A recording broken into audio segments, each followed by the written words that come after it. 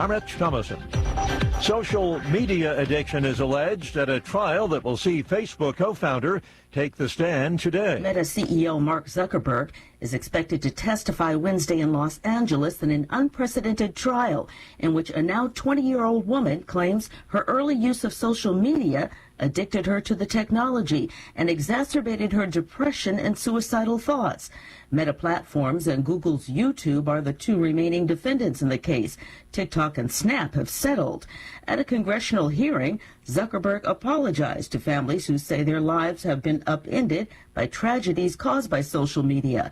But a Meta spokesperson says the company strongly disagrees with the allegations in this lawsuit.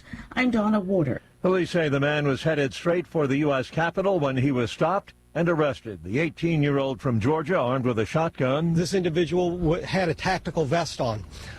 He also had tactical gloves, and when we looked in the vehicle, he had a Kevlar helmet and a gas mask in the vehicle. He was also, like I mentioned earlier, the shotgun was loaded. He had additional rounds on his person. U.S. Capitol Police Chief Michael Sullivan on WJLA-TV. American and Iranian nuclear negotiators will be meeting again in a couple of weeks following today's round of talks in Geneva. Also in Geneva, talks on ending Russia's war in Ukraine. Negotiators from both sides met today for about 2 hours. 6 rescued, 9 others, backcountry skiers, still missing after being caught in an avalanche near Lake Tahoe in Northern California. Crews are braving extreme winter weather as they search for the missing. The Dow futures are up 37 points. NASDAQ futures 67 points higher. More on these stories, townhall.com. The following is a real-life story from Trinity Debt Management. I had a lot of credit card debt, and it stressed me out. But what I thought was a solution turned out to be a problem. I kept hearing ads about debt settlement that seemed too good to be true. And actually, it was. When I called, they told me to stop paying my bills. That didn't sound right to me at all, so I hung up. Later, I found out that debt settlement is bad, real bad. Then I learned that there is a right way to pay off your credit cards. It's called a debt management program from the great team at Trinity. Trinity had a plan. In the end, I paid off my bills, I saved thousands, and I even improved my credit score. If credit card debt has you down, call Trinity at 1-800-990-6976. My name is Heather. Please forget debt settlement and remember Trinity Debt Management. 1-800-990-6976. The military in one Eastern European country wants nothing to do with vehicles manufactured by a potential adversary. Poland's army has banned Chinese-made vehicles from entering its military facilities over fears they can collect sensitive data. The Polish army says that Chinese manufacturers of modern cars, which can collect video, audio, and location data, could share it with the Chinese government. Under the ban, modern cars are allowed into secure areas only if recording and tracking functions stay switched off. It also bans connecting official Polish Army phones to any China-made car infotainment system. The Polish Army calls the move preventative and in line with other NATO practices.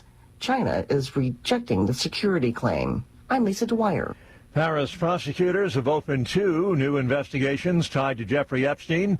They're calling on possible victims in France to come forward. News and analysis, townhall.com. Tragedy involving a college athlete. Northern Iowa football player Parker Sutherland has died 2 days after collapsing during an off-season workout. School officials announced Saturday that the 18-year-old tight end from Iowa City, Iowa, had died that morning. Northern Iowa coach Todd Stepsis said Monday that the 6'6" Sutherland had collapsed on Thursday. Sutherland appeared in 4 games as a freshman last fall. He had earned second-team All-State honors his senior year at Iowa City High School. He also played football and basketball in high school. I'm Geffen Coolbaugh. A dust storm that produced brownout conditions, it cut visibility to virtually nothing, is blamed for a 30-plus vehicle pileup along a Colorado interstate. 4 people were killed, and yesterday's crash happened along both sides of I-25 south of Pueblo. More on these stories, townhall.com.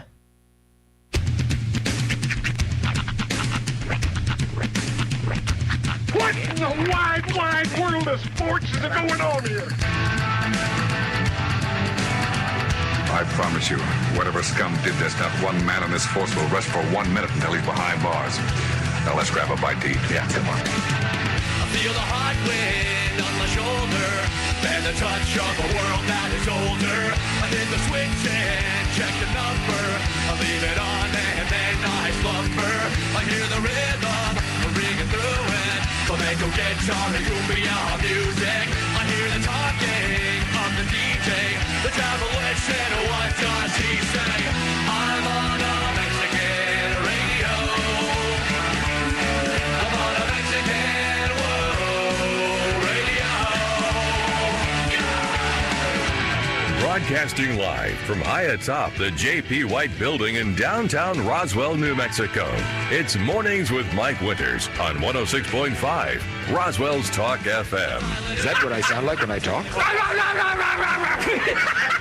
Now, here's your host, Mike Winters.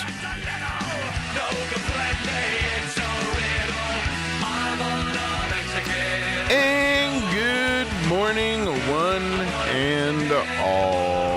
Welcome to Mornings with Mike Winters. I am he. That would be me, Mike Winters. Happy Wednesday, everybody. Ah, yes. Wednesday, halfway day, halfway through your work week. Have fun with that. Yeah, he's on vacation. I've got it on my brain. He's heading to Albuquerque later today to go to Vegas. I got my bag completely packed. I do this thing now. I'm not sure if this is like a thing that people do or if this is just a sign of a psychological condition. Do you ever dry run doing something several times before you do it? Sometimes. Like I'll be sitting there, like on my couch or whatever, and I'll be like, okay, I get this, go back to the room, lay it out, and then pack it in this order. And I'm like playing it out in my head.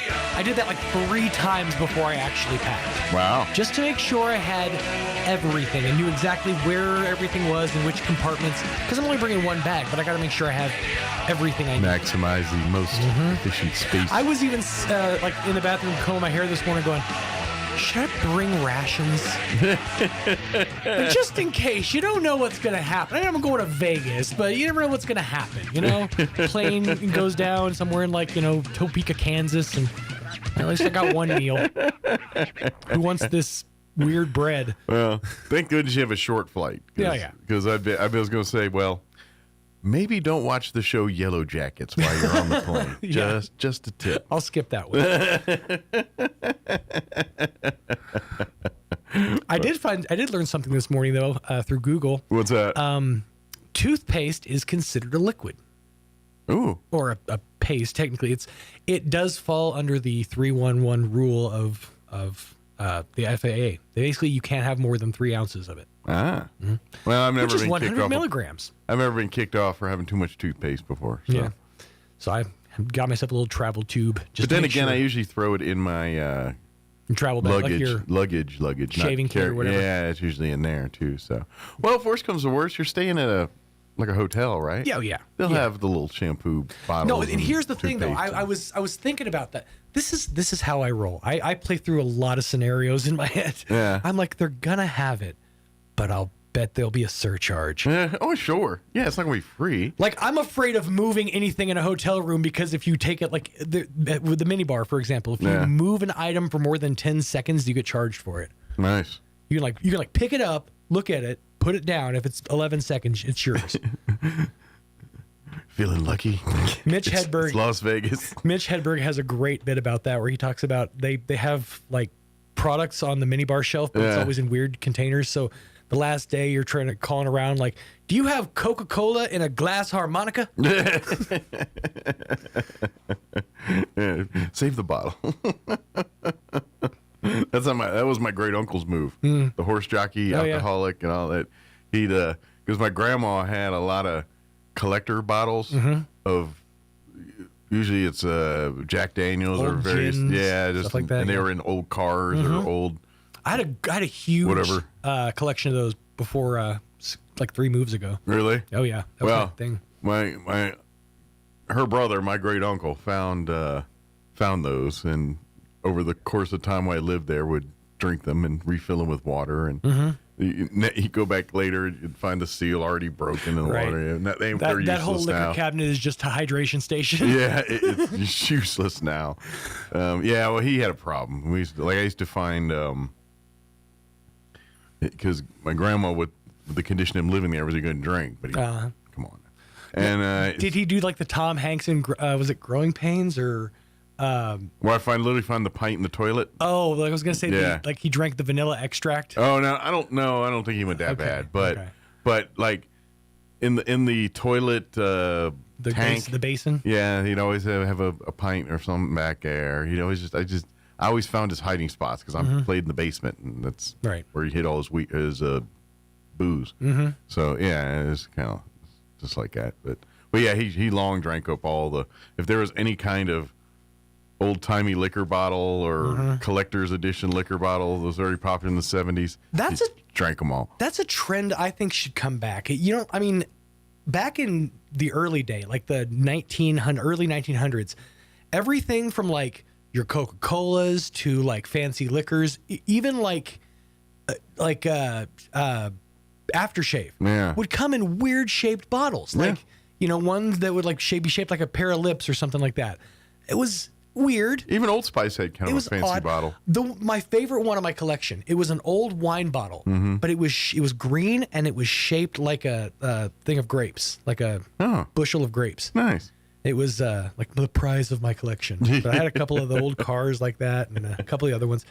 The ones I love too are the ones that you could back when they didn't label bottles, they just they etched it into the glass of the bottle. Right. So it's from like 1887, but you can still make out the label if you know enough like Braille or whatever. You can feel it. You can feel this was aftershave. I had to feel my way around. I do have a long interview, so I probably need to get the hour going here.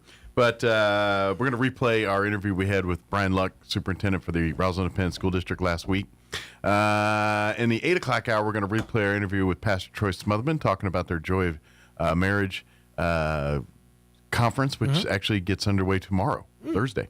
And then Crystal Noble with the Humane Society will join us, give us an update on what's happening over there in the 9 o'clock hour here today. Very good. Before we do any of that stuff, let's go ahead and get you up to date on the weather. Should be like windy but less wind today, like wind adjacent. I'm meteorologist Steve Hamilton with your Pecos Valley weather. Another windy day with a cold front passing to our east, and we also have low pressure off to the west. We'll have sunshine, and we're hitting about 70 on the afternoon high. Wind gusting to about 40 miles an hour. Watch out for some blowing dust across the roadways. It'll be clear for the overnight hours, upper 30s and still windy, and then not as windy on Thursday, sunny and mid-60s. That's your latest forecast. I'm meteorologist Steve Hamilton. Thank you, Steve. Currently 33 degrees here in Roswell. Humidity is at 61% with winds calm at the moment. We do have a red flag warning that will take effect beginning at 10 a.m. this morning. Will remain in effect through 7 p.m. this evening.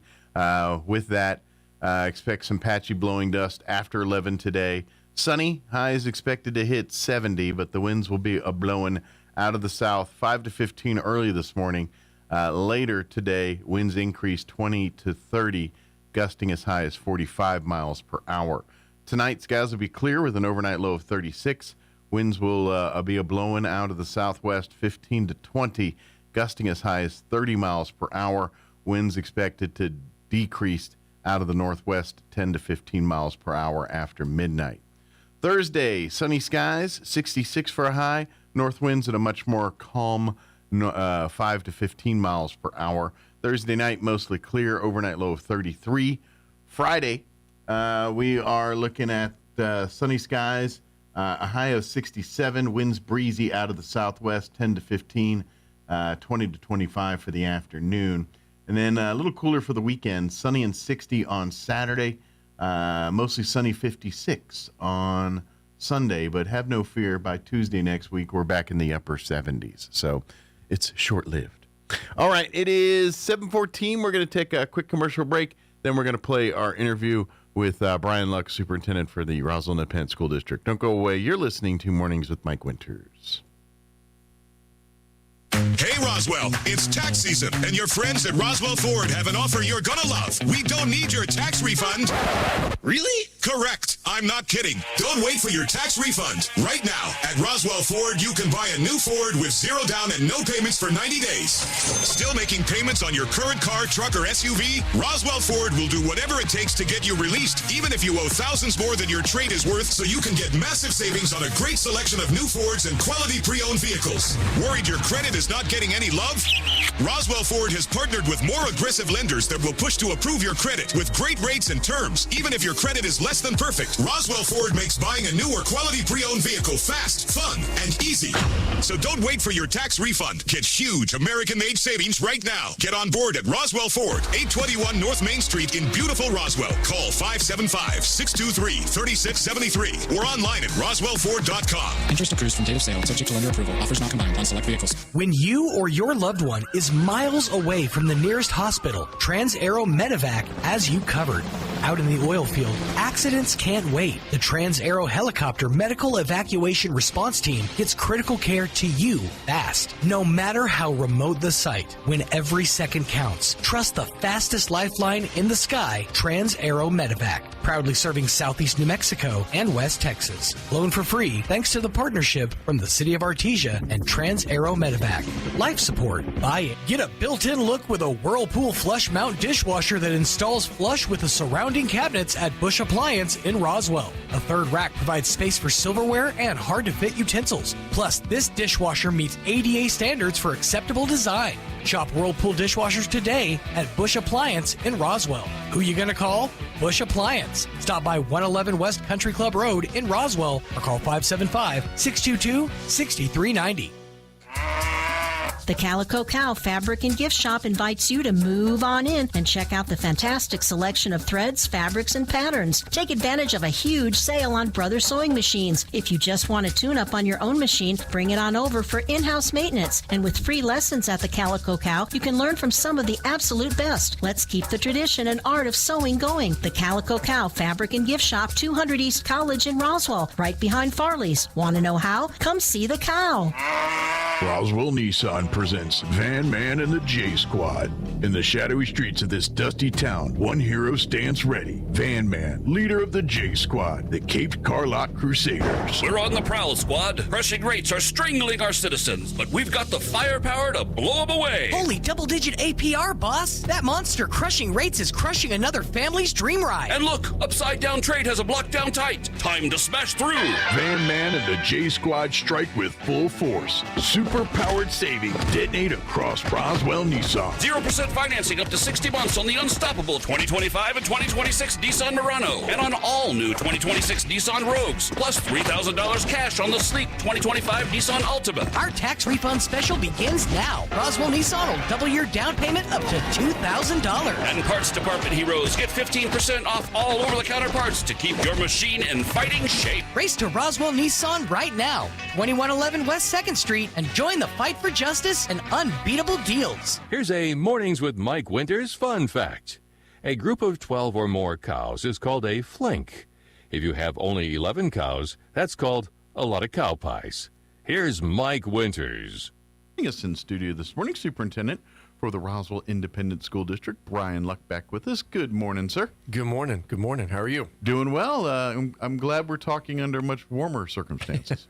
Yeah. We were just talking about that a second ago that 2 weeks ago it was, we weren't even above 30 by this time that day. And we were just locked in this tundra for a week. And now, oh, what a difference a week makes, right? Yeah. Yeah. And crazy thing is I think we finally melted our last piece of snow in our parking lot. I know there's other parking lots in town, and oh gosh, thank you to the people that helped us. And we said it that day as far as our businesses and our parents. I can't thank you enough. And I'd say I was sorry, but I couldn't have prevented it at all. I mean, we nothing that we could have done would have said, shy of having a crew of snowplows that sit idly by in a barn somewhere that would get me in trouble for having taxpayer dollars being wasted. But no, it was a heck of a deal. It's a neat thing for the town. It's one of those, for the kids that they'll remember what that was like when they were pocket that memory away. And a week of snow, a week of school. Yeah, we had a week of snow that one year, and I wonder if we're going to get that never,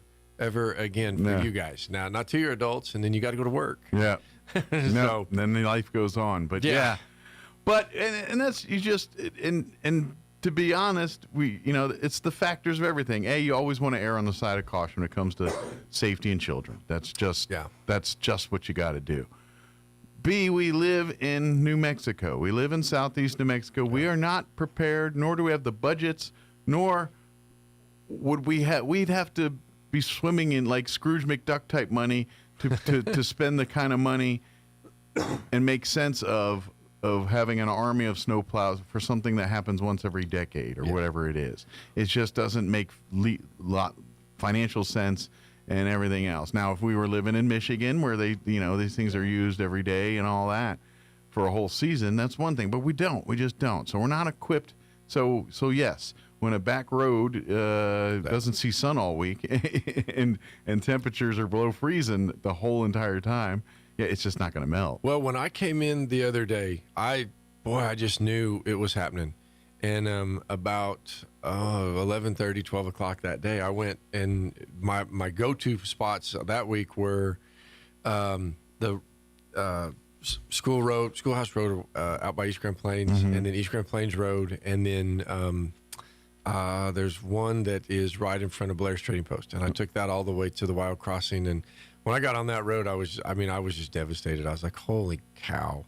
I was like, not happening. Yeah. And I said, I am in 4 inches of slush, and it's not going anywhere. And then and granted, it was passable in a car, but like you said, in a bus, and that just, I can't screw that up. Yeah. I mean, I can screw a lot of stuff up, believe me. I can screw a lot of stuff up. But when it comes to that one, I just kind of had to get to the spot where I was at the end of the day, I'm sitting here thinking, well, I'm sure he can handle a little ribbon for cancel school versus it happening and then a bus crashes or something out there during the commute out there. Yeah, and as far as a community person as to, you don't want to be the one that runs into the bus, and our town takes care of itself. I mean, we'll look out for the buses, we look out for the kids on the bus stops. Ironically, one of the funniest things with the bus contractors, they said, they went downtown too, and they said it's almost like it was planned that everywhere there was a bus stop, there was snow. The street for 4 blocks prior to that could have been clear, but where they were going to have to come to a stop, right? Either the kids crossing the street was covered in snow or ice, or right where they parked the bus. It's just, and I was just like, well, I think the kids planned that. Yes, exactly. Good planning makes for good results. Exactly. I picture in my head almost like the Santa elf minions with the ropes and rappels, and they come down and they're like, all right, angle it just a little bit. Yep. That's low enough. Yep. Perfect. Yep. And you know what was interesting is even Sunday, a week ago Sunday, I went back out and I was just like, I'm driving these roads again.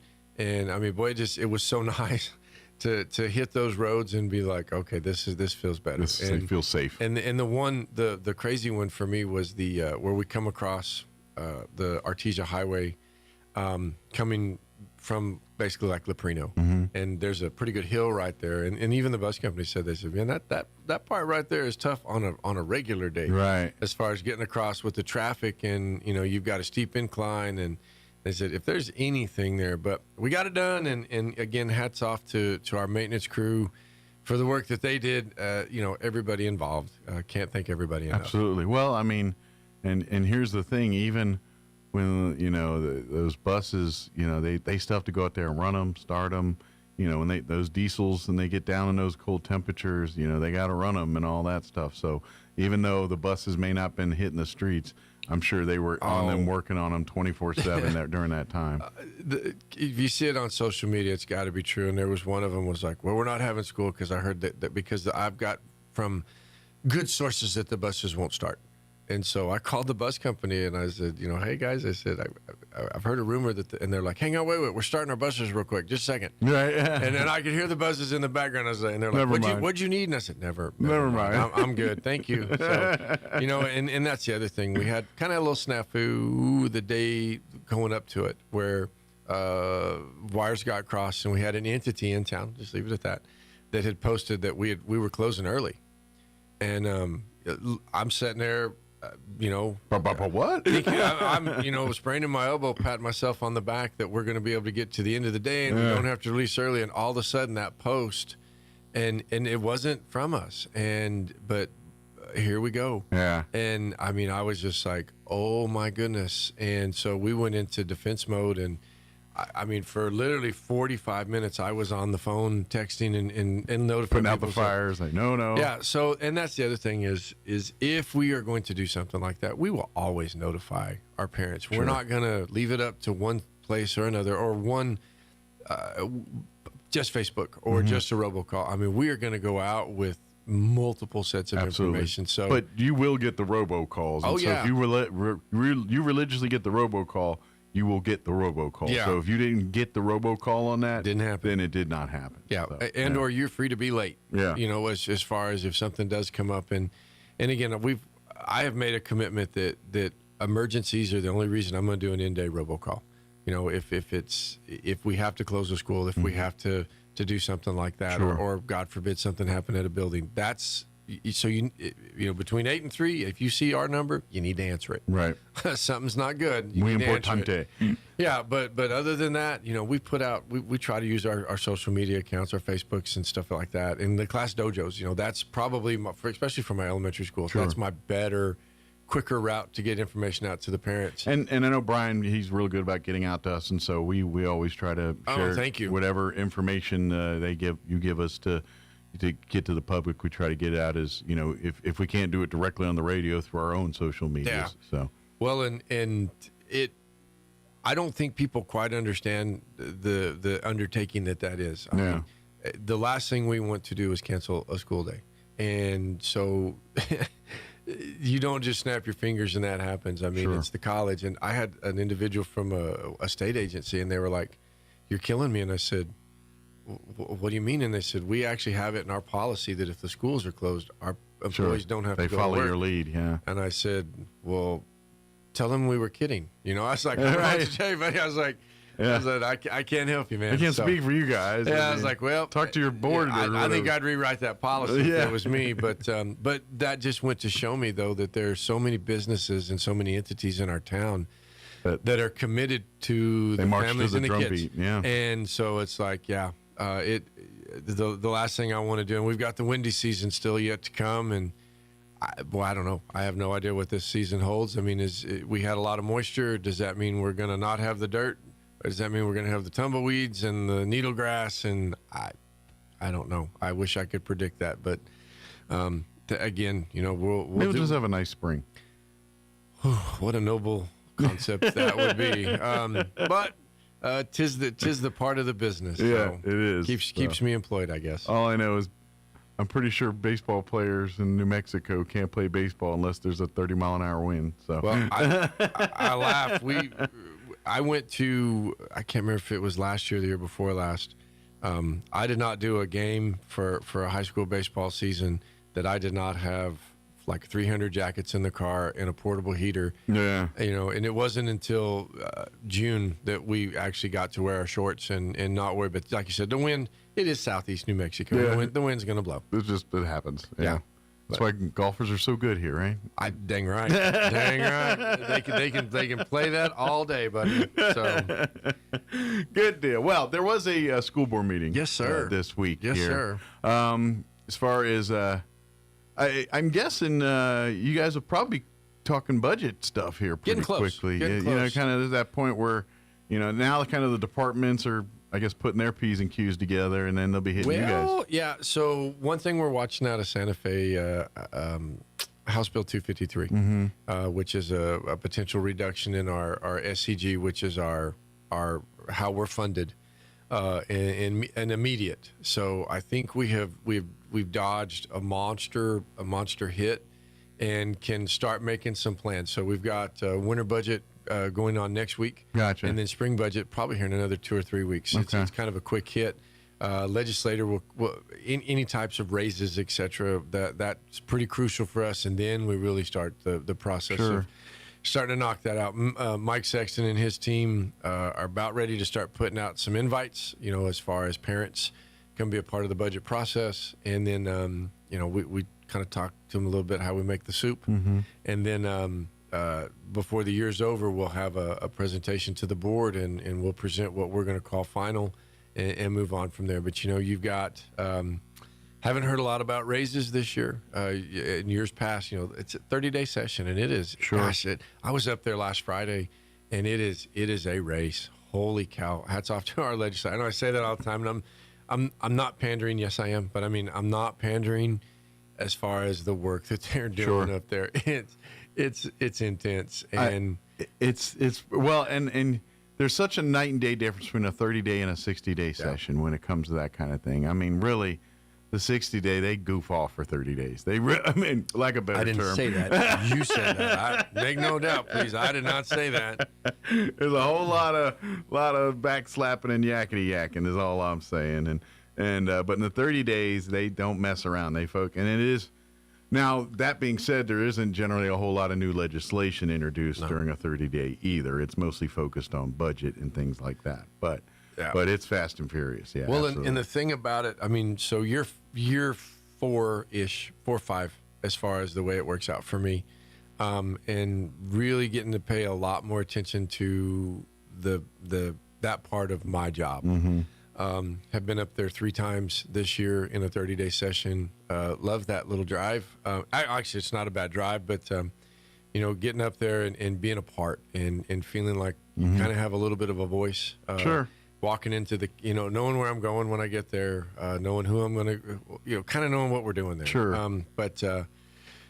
No, sticking with that, and there's a lot going on, and I can't remember. I might have saw a post or something, and it was just stay active if that so intrigues you, and if it doesn't intrigue you, but you might want to just pay a little bit of attention because there's a lot going on up there, and our guys are working hard, regardless which party they're working hard, and I do mean that. It's that's a lot. It is. It's a lot. It's like a whole new world, but they do a pretty good job with it. Absolutely, and I know a lot of the values that our representatives down in this part of the state don't necessarily jive with the folks up there, particularly with education and some of these different bills on the table here. So, it's dogfights for a lot of them. So, tell you what's neat is when you actually see two of the sides working together, the compromise, and the compromise, and then you're a part of it, and then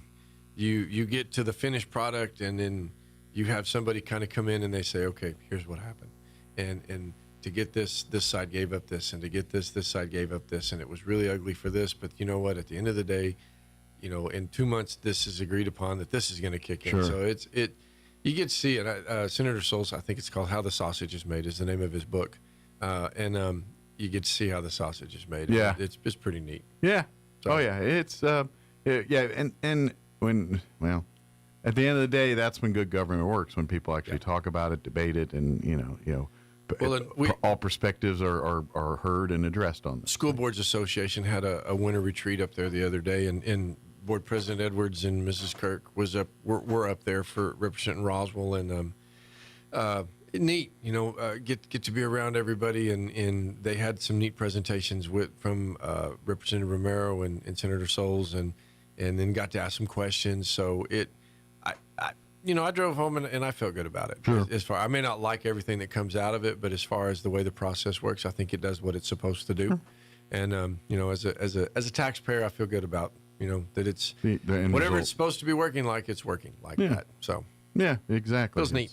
It's the big world we live in, the art of compromise sometimes. At our board meeting last night, we had some really neat recognitions. Early college high school. So the state posted their rankings a couple months ago, and early college high school did not come out as a spotlight school. And Kenneth Bewley, our data and assessment guy, was like, wait a minute, you're wrong. And I tell you what, he's such a mild-mannered guy, but I would not want to have read some of his emails if they were addressed to me. The way he was working with Santa Fe is like, these kids have earned it. The staff has earned it. He was fighting. And we fought for him. And we got them to understand that they had made a mistake. And so very graciously, that's awesome. The mistake was acknowledged, and early college high school back in a spotlight school. Top 25% of the schools in the state. Again, Nancy Lopez Also in that realm, want to do a quick shout out. Pecos Elementary School was 0.7% points away. Missed it by this much. Yeah, and I was super proud when I saw that because they have made some serious gains. Sure. The progress that's going on there. Yeah, roughly 409 schools, elementary schools-ish in the state that we pulled out for our little survey. We make a traditional graph, Gotcha. where you've got 4 or 5 schools that are in this end, the large chunk in the middle, and maybe 1 or 2 that are over in the other end. So really proud of the work that they've done. Carla Steinhardt and her team, Miss Cole and her team they've done a phenomenal job to get everybody there. But got the chance to recognize Miss Lucy Hall and her school last night. Had 2 individuals that work in our maintenance department that completed their GB98 contractor license exam. I didn't realize how much went into that until they started talking about it. And Jeremy Ledesma and David Wolf, we recognized them last night in front of the board. Boy, they didn't want to get up in front of people, but it allows our maintenance staff to, we don't have to go seek individuals when we're looking at, signing off on things. So super proud of those 2 men. Had honored 2 teachers last night, national board certified teachers. So 4.5% of New Mexico teachers are national board certified. So basically, you submit yourself to a program, you take a test, and if you are board certified, that is across the country. So every state recognizes. Every state recognizes board certification. So this is national board. Pretty rare honor here. It is. Rare. It is. And New Mexico ranks 8th in the nation. I want to say, Roswell is towards the top of the list for board certified teachers per capita. Caitlin Gore, our first elementary school teacher to become board certified, and then Corey Cogdill over at Goddard, secondary guy, the board certified. It's just shy, in my opinion, it's just shy of like a PhD. Wow. As far as it's more intensive than a master's course, probably not quite to the PhD level, but I mean.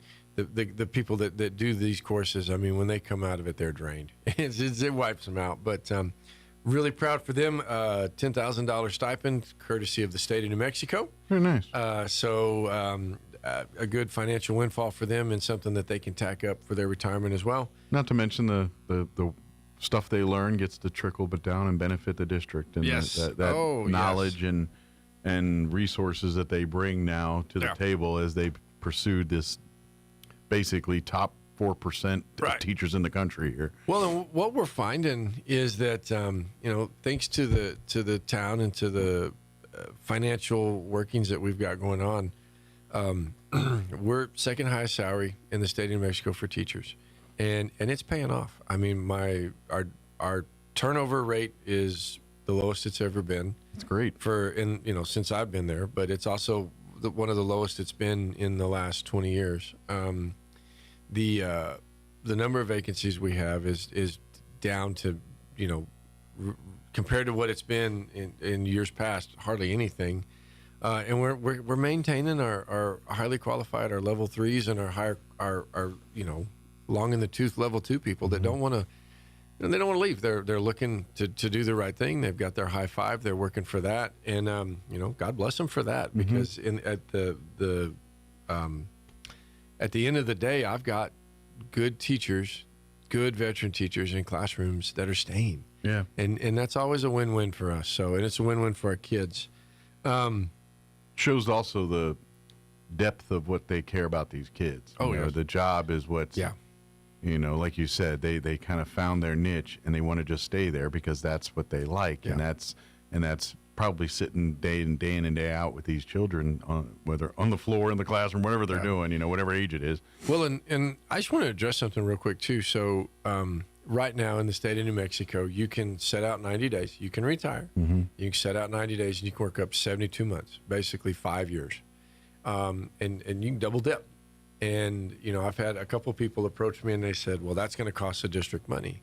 And I said, well, to a point. I said, if they come back, they want to come back to the district, we will pay them basically the salary they left at. Yes. So we're still paying that salary. But as far as their retirement, that's a whole other entity. Right. So, I mean, even that right there, you're still winner if you've got people that still have a little gas in the tank and still feel like they've got something to give to the kids. And not to mention, I would imagine anytime you have 20-plus year teachers in your school, you want to pick their brain a little bit for some of them first, second-year teachers. Well, and you take the influx that we have of our alt licensed teachers that maybe they did or maybe they haven't gone through any kind of formalized educational training, and you pair them with a seasoned veteran that enjoys coming to work and is happy to be there, and it makes all the difference in the world. Yep. And for them too, you get a little bit of that youthful enthusiasm that kicks in, and it kind of charges their barter a little bit. It kind of reminds them, boy, I remember when I first did this, and get off my lawn, and maybe not, you can play on my lawn, kind of a deal. Absolutely, yeah. Had a couple other reports came out last night. Mr. Bewley went over our middle of the year data, a very thorough assessment report, kind of talking about growth versus proficiency. Okay. Going to give you a buzzword. So it's called the white pages. So I'll email you that. It's a report that was put on. 26 districts participated in it, talking about why the state of New Mexico uses a test that they don't give to everybody versus something that we could give to everybody, and how we would actually rank if we did that versus a percentage of kids across the state. So gonna tease the audience with that's more to come on that. All right. But could lead to really a new approach on how this is done. Assessments done here. We would springboard from last to about middle of the pack. Wow. Right away. And I'm a little perplexed. So without speaking a ton about it, I'm sure there are people a whole lot more vested and smarter than me with that. So there's got to be a good reason we're not highlighting our kids and showing how great our work is. I digress. I'll leave that one there. But also talked a little bit about some of our CTE programs and the work that we're doing, aligning it so that our kids, we've had talks about this all the time. Had a welding team from Roswell High. Yes, a welding team from Roswell High. Love it. Is actually participating in the, I didn't know there was such a thing as the Texas Sunbelt Welding Organization. And please tell me they weld their own championship belt. Well, they would, but it'd be too heavy. But I tell you what's cool about it. The Mr. Boardman and his team, and the majority of their competitions have been Central Texas, Snyder, Abilene, that area. So they get over there and they go compete, and they're ranked pretty high. I want to say at one time they were 1-2 in that little association. Okay. So came back from El Paso the other day. Obviously, my phone had heard me talking about it, and so I start getting these posts on my Facebook through the reels, and I was just like, well, there you go. There's our kids. Oh, nice. So really cool for that. We had a competition here a couple of weeks ago, looking for another competition in the spring. Awesome. But great things. Great things are happening with that. Now, the side piece to that, though, is kids got to sign up for it. We're starting to be able to produce the opportunities for them. We just need more kids saying, hey, I want to pursue it. Need them to jump on. And I know Mr. Boardman, I'm pretty sure he's not listening to me right now, but if he was, he would say, my classes are full. All I know is people that choose welding as a profession rarely go broke. Tell you what, between the welding and the aviation industry here, we partner with Dr. Powell. And I would say this too, and I've lived here my entire life, went to school at this college for 2 years. Last summer, Dr. Powell took me on a tour of the updates in their buildings with their medical building, with their automotive tech building. I thought I had been in the aviation building, but boy, was I wrong. We have a gold mine here sitting on the ground, and they're begging to be taken advantage of. So please take advantage of all that. These things lead to great career, foundation, family building type professions and things like that. Well, and you start to see the fruits of the labor come out as we have our kids. A very close friend of mine, and he is 21, graduated from the aviation maintenance, hooked on with a good job number one, hooked on with a great job number two within about 3 months. Him and his wife, 2 kids, just things are going great, and it's like, ta-da! know? Yeah. It is possible here in Roswell. Absolutely. So. But I love that the welding and I love that they're, and to be honest, it does, depending on the type of welding that they go to do, that's perfect training. I mean, there are some kind of like high adrenaline type welding careers, underwater diving type weldings and things like that, where it's time pressure and things. And so I imagine some of these competitions kind of are a training tool to those directions if you want to go in that. I'm going to tell you right now, if you've ever welded next to me, every bit of it's high adrenaline. We'll springboard from that one into Skills USA, and they had received a grant. So anything over $1,000 we take before the board. So Monica Rodriguez-Hudson and the Goddard team came before the board last night for board approval, and the competition up in Albuquerque, I actually got to witness some of that last year. And the kids in the parking lot with a pile of lumber and make this. And, our Goddard team that participated in that one, there were 3 kids, and they were participating against teams of like 15 or 20, and they knocked it out. That's awesome. And so you generally don't think of that, but that's what we're trying to do, a reset with our town, is like, okay, we heard you loud and clear. And we don't view it as going backwards to go forwards. We look at, we're going forward differently to take everybody forward. Absolutely. But that crew is going to go up to Albuquerque here in another couple of weeks, actually. Spring breakish, I believe. Okay. Had a donation from Roadrunner Food Bank to University High School. So a little bit of money to help them. Excellent. Do some work to better store for their community food drives that they do out there. They do a lot of great food distribution stuff out there. Side note to that, had a snafu the other day. There was a QR code that the people were asked to scan so that they could do their name and their address and I think how many live in the house. That's it. And in some way, somehow, I mean, we've all been on our phones, most of us, and kind of got into a rabbit hole. And one of the people that were participating was asked to put in their bank account information. Oh. Okay. We will never ask for your bank account information. Nope. I don't want it.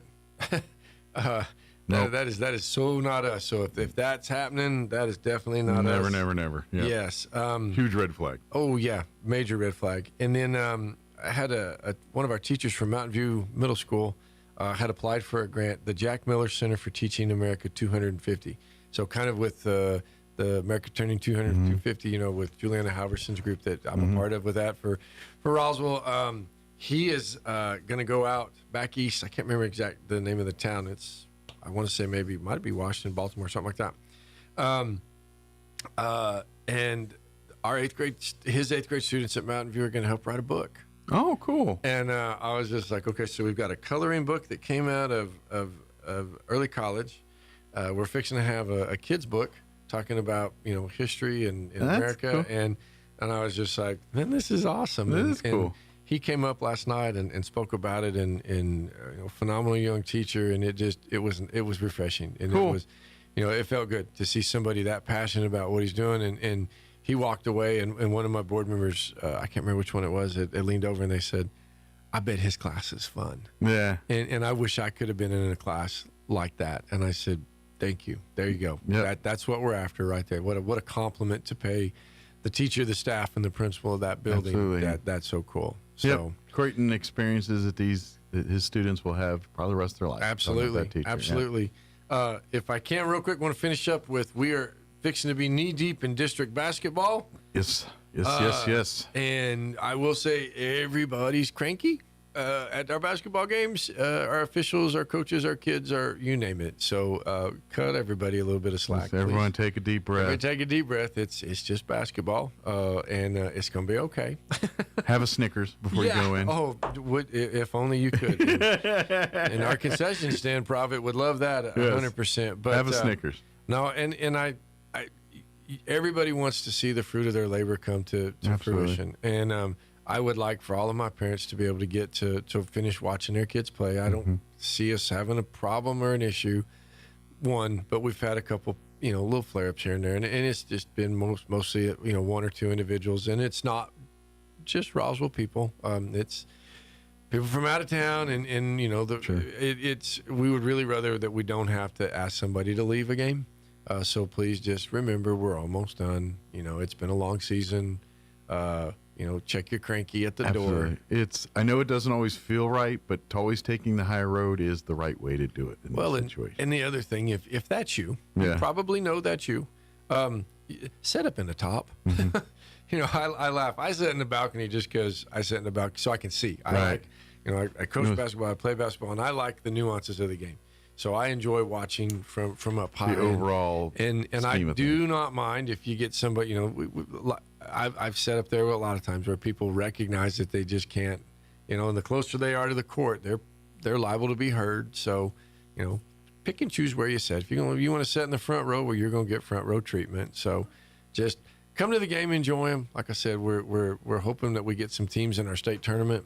Got some good basketball going on right now, boys it's gonna and girls. be fun. And if you can't, always tune in with Gene and the crew, and they do a phenomenal job. KSVPTV.com. You know, we have the Goddard Rocket channel, the Roswell Coyote channel, whichever team you root for, we got you covered. What you need, all kidding aside, is the all-team channel, so that on the phone at the same time, maybe not with the audio, but it's both games. There you go. So, like a red that zone. I don't have to keep going back and forth whenever I'm in a board meeting. Not that I've ever done We'll work that. on a red zone maybe. You know, we can do it. Yeah, please. No, I've never done that in a board meeting. But I mean, if I was going to. But if one would. Yes. One would. Yes. So. Either that or we get you a Dr. Evil cell phone thing. We got one on one over here and one on the other. I've done that too. We're almost out of time. Is there any other things we definitely want to make sure we cover before we wrap things up? I'm good, Mike. Like I said, we've got our President's Day coming up Monday, Community Learning Day. We've also got parent-teacher conferences on Friday, so no school on Friday. And then we got a pretty good little stretch. And February's over. Blink an eye and it's gone. Yep. On into March, and here we go. Yep. And then is spring break in March or April? I don't know. March. This one is maybe second, third week of March. I think it's it's after state basketball. So, okay. And then next year it's a little later. Gotcha. You're welcome. I didn't do it. Yeah, but after spring break, you'll be like summer's right there. Yeah, and it is. and yeah, and here we go with field trips and all the fun stuff. Absolutely. But you know what? It sure beats COVID talk and everything else. We're just talking about normal school. Mike, we're not going to talk about that activities you and said events. We weren't going to talk about that. Anytime they're like, but remember, at least we're not talking about this. Yep. So that's the good thing, and it's all good stuff. So, well, good deal. Well, I'm glad, as always, we do appreciate the visit. It's so cool to see all these great teachers and organizations within the school district are thriving and just doing bigger, better things, and it's just all sounds good. Yes, sir. Good deal.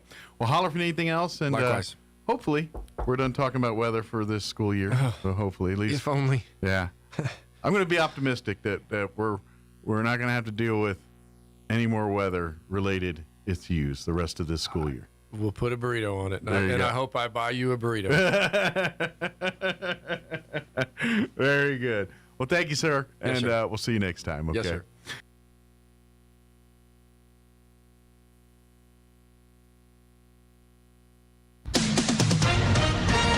With SRN News, I'm Rich Thomason in Washington. Crews have braved a snowstorm, fierce winds, and bitter cold in the wilderness near Lake Tahoe, Northern California, to rescue 6 backcountry skiers trapped by an avalanche. 9 others from their tour group are still missing, and the search for them goes on. The weather played a role in a massive multi-vehicle pileup in Colorado. More than 30 vehicles involved. It happened when vicious winds produced brownout conditions. An 18-year-old Georgia man is under arrest after allegedly approaching the U.S. Capitol armed with a loaded shotgun. The Capitol Police Chief says the man was wearing a tactical vest, had a Kevlar helmet, and a gas mask inside his vehicle. And there's been no break yet in the search for 84-year-old Nancy Guthrie. On Wall Street, stocks opening higher this morning. More details at srnnews.com. I'm meteorologist Steve Hamilton with your Pecos Valley weather. Another windy day with a cold front passing to our east, and we also have low pressure off to the west. We'll have sunshine, and we're hitting about 70 on the afternoon high. Wind gusting to about 40 miles an hour. Watch out for some blowing dust across the roadways. It'll be clear for the overnight hours, upper 30s and still windy, and then not as windy on Thursday, sunny and mid-60s. That's your latest forecast. I'm meteorologist Steve Hamilton. Still burning cash on posters that get tattered, tired, and tossed? Turn heads with vibrant LED posters from DSI. Plug and play with custom updatable graphics. Showcase a single showstopper or link several for a seamless video wall. For over 27 years, DSI has helped New Mexico businesses communicate smarter with printers, IT support, AV, and more. Ready to elevate your message and cut costs?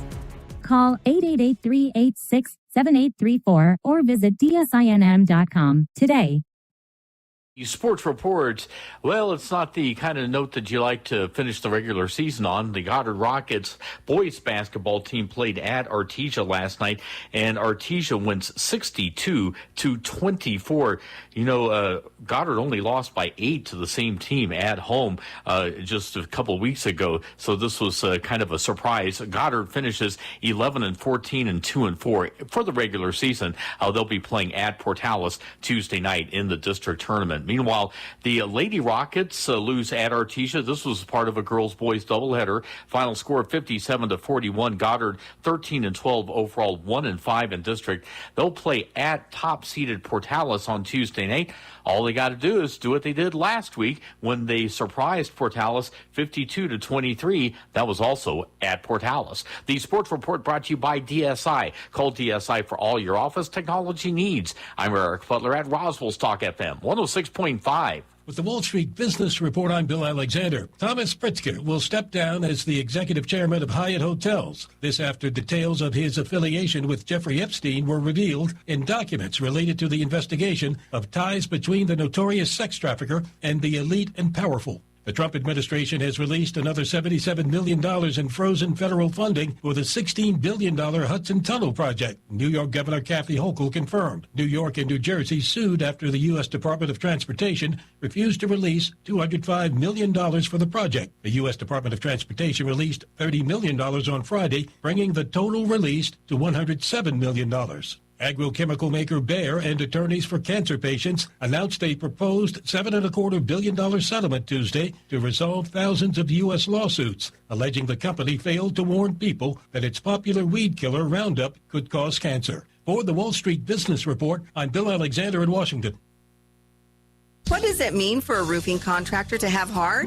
How about braving a 24-hour road trip with a bad back and a 20-foot-long trailer through Interstate 40? You heard that right. A local business needed a new roof, but this business did not want just any roof. They desired a schoolhouse roof with red shingles. Well, we wanted to give our customers exactly what they were asking for. The only problem was that the red color of shingle they were looking for had been discontinued in our local region. But we didn't give up then. We were told by our supplier that the schoolhouse red color of shingle that we were looking for was still available in Arkansas. So we did what was expected of us and drove 24 hours, and we delivered on our promise. If you need a roofer who delivers on their promises, call Trustmark Roofing today at 575-755-7663. Trustmark Roofing, we put people first.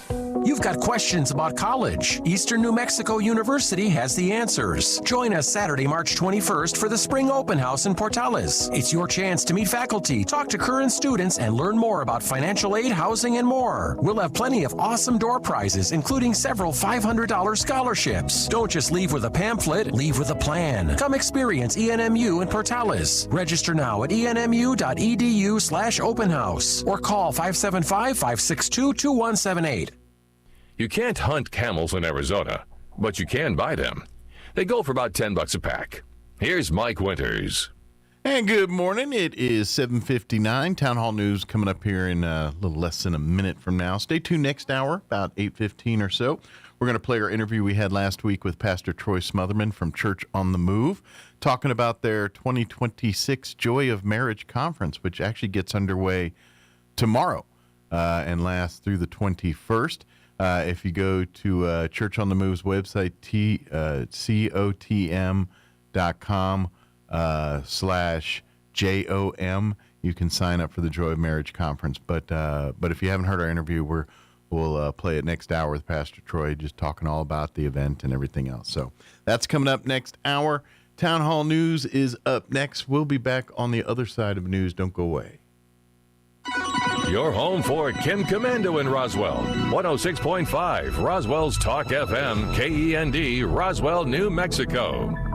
News this hour from Town Hall. I'm Rich Thomason. Crews braved a snowstorm, fierce winds, bitter cold in the wilderness near Lake Tahoe, Northern California, to rescue 6 backcountry skiers trapped by an avalanche. 9 others from their party are still missing, and the search for them goes on. And the weather played a role in a massive multi-vehicle pileup in Colorado. Authorities say 4 people have died in crashes involving over 30 vehicles on a Colorado interstate.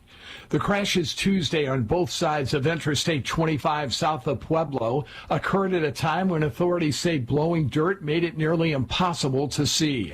The Colorado State Patrol says dirt kicked up by heavy winds caused brownout conditions. 29 people suffered injuries ranging from minor to serious. The crashes involved 6 semi-trailers. The patrol says another vehicle involved was a pickup hauling a trailer carrying 32 goats, 4 of which died. The cause of the crashes is being investigated. The lack of visibility will be considered one of the factors, but investigators say there may be others. An 18-year-old Georgia man under arrest after allegedly approaching the U.S. Capitol armed with a loaded shotgun. Who knows what could have happened if we wouldn't had officers here standing guard like they do every single day. Capitol Police Chief Michael Sullivan telling WJLA-TV the man was wearing a tactical vest, had a Kevlar helmet, and a gas mask in his car. No break yet in the search for 84-year-old Nancy Guthrie. The Pima County, Arizona sheriff says DNA that was found on a glove discovered a couple of miles from the Guthrie home yielded no information. Stocks higher this morning on Wall Street. The Dow is up 231 points. NASDAQ better by 180 points. More on these stories, townhall.com.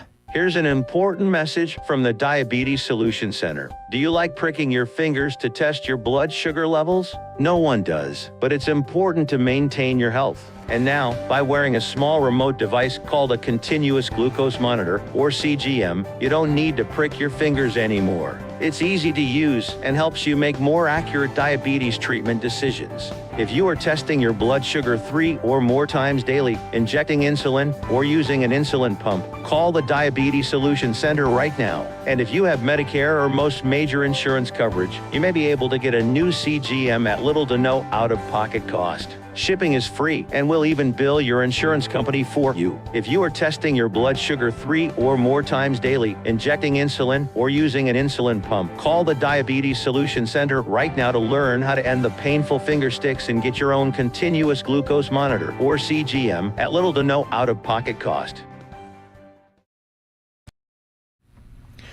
The U.S. accuses China of secretly carrying out low-yield nuclear tests. Assistant Secretary of State Christopher Hughes says seismic data bolsters the American claim. He said there was very little possibility that it was anything but an explosion, adding that it wasn't consistent with mining blasts or an earthquake. Mr. Hughes said it was what you would expect with a nuclear explosive test. China denied setting off an underground blast after the claim was first made earlier this month. The Comprehensive Test Ban Treaty Organization, which is charged with detecting nuclear test explosions, said there was insufficient data to confirm Mr. Yu's allegation. The BBC's Peter Bowes. Japanese Prime Minister Takaichi has been reappointed by Parliament following last week's landslide election win that gave her a strong public mandate. She will be forming her second cabinet. News and analysis, townhall.com. An injured seabird sought help by knocking on the door of a German hospital's emergency room. The black cormorant had a triple fishing hook stuck in its beak when it showed up Sunday at a hospital in the northern city of Bremen. The local fire department said medical staff and firefighters worked together to remove the hook and treat the wound. They then released the bird in the hospital park. The fire department said in a statement that cormorants rarely approach people and only do so when in extreme distress. Keith Peters, Washington. Germany-based pharmaceutical and biotech giant Bayer has agreed to a proposed $7.25 billion deal to settle thousands of U.S. lawsuits that blame the popular weed killer Roundup for causing cancer. The proposed settlement now being filed in court in St. Louis. Bayer purchased Monsanto, the original maker of Roundup, back in 2018. More on these stories, townhall.com.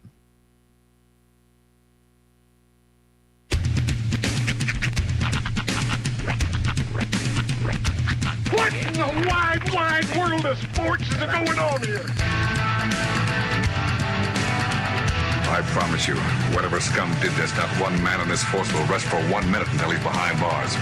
Now let's grab a bite to eat. Yeah, come on. I feel the hot wind on my shoulder and the touch of a world that is older. I hit the switch and check the number. I leave it on and then I slumber. I hear the rhythm ringing through it. Flamenco guitar and cumbia music. I hear the talking of the DJ. The devil listen, what does he say? I'm on a Mexican radio. I'm on a Mexican radio. Broadcasting live from high atop the J.P. White Building in downtown Roswell, New Mexico. It's Mornings with Mike Winters on 106.5 Roswell's Talk FM. Is that what I sound like when I talk? Now, here's your host, Mike Winters.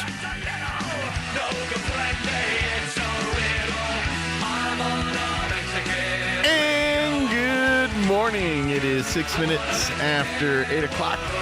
Welcome to hour number 2. The deuce. Of Mornings with Mike Winters, right here on 106.5 Roswell Talk FM. Happy Wednesday, everybody. Yes. Hopefully your day's going well. Tis indeed. The weather's shaping up to be a little calmer than yesterday. A little bit. Still got the red flag warning, and it's wind's supposed to pick up later here. Yeah. So maybe not as bad as yesterday, but in all fairness, it didn't get that bad yesterday. Like, there was a couple minutes where it was whipping. Man, but the times I was out, it was relatively quiet. Yeah, it was you. Well, city constellation, nobody heard it. I heard it was funny. Well, we're off now. But yeah, gotta love forward mics. But when I came out, I don't know, it was about 4:30. I was driving around, and it wasn't blowing that hard. I had an incident yesterday where I didn't almost strike a trash can. A trash can almost struck me. Plymouth Rock landed on us. That's right. Like, I pulled up to a house, and it was one of those places with the rollaways. Yeah. And it had rolled away. It was trash day yesterday, so it had gotten picked up, so there was a bunch of empties on the curbs. Right. The lid was flipped up. It was on the ground, like open side facing me. Mm-hmm. So like lid facing me. I just pulled up to the curb of this house, and this trash can just starts at me, like makes a beeline at me. Like chicken. And it stopped like 2 feet in front of my car. I'm like, thank you. So got that picked up and moved back, and all was well. Then he drove in the trash can. Cause I didn't think about it. I was like, I wonder if I should just like square up. But yeah, no, rolled it back up, and all was good. But today's my trash day, so I have to go. Besides that incident, everything was fine. It was just definitely. I think the biggest problem is that we had sustained winds and then those massive gusts. Yeah. Like the sustained winds were pretty bad. I think I just missed most of the party. I think it was all happening when I was here in the office. By the time I got off work and was taking my trash out and all that stuff, the wind had pretty much kind of petered out for the day. Well, and we spend most of our days in temperature-controlled environments. Yeah. I mean, for the most part. Like, we talk about... It's so funny that as older people, we talk about the weather so much, considering we experience so little of it. Oh, yeah. Well, you watch it from your window. Like, we're all out in the field with that, like, that one Green Army Ranger that had, like, the head thing on.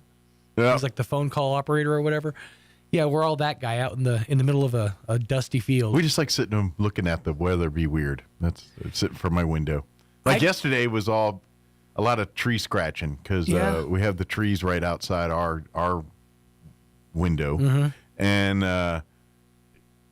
once the wind picks up, they constantly are rubbing up against the side of the building. And so you just all day hearing scratch. Yeah.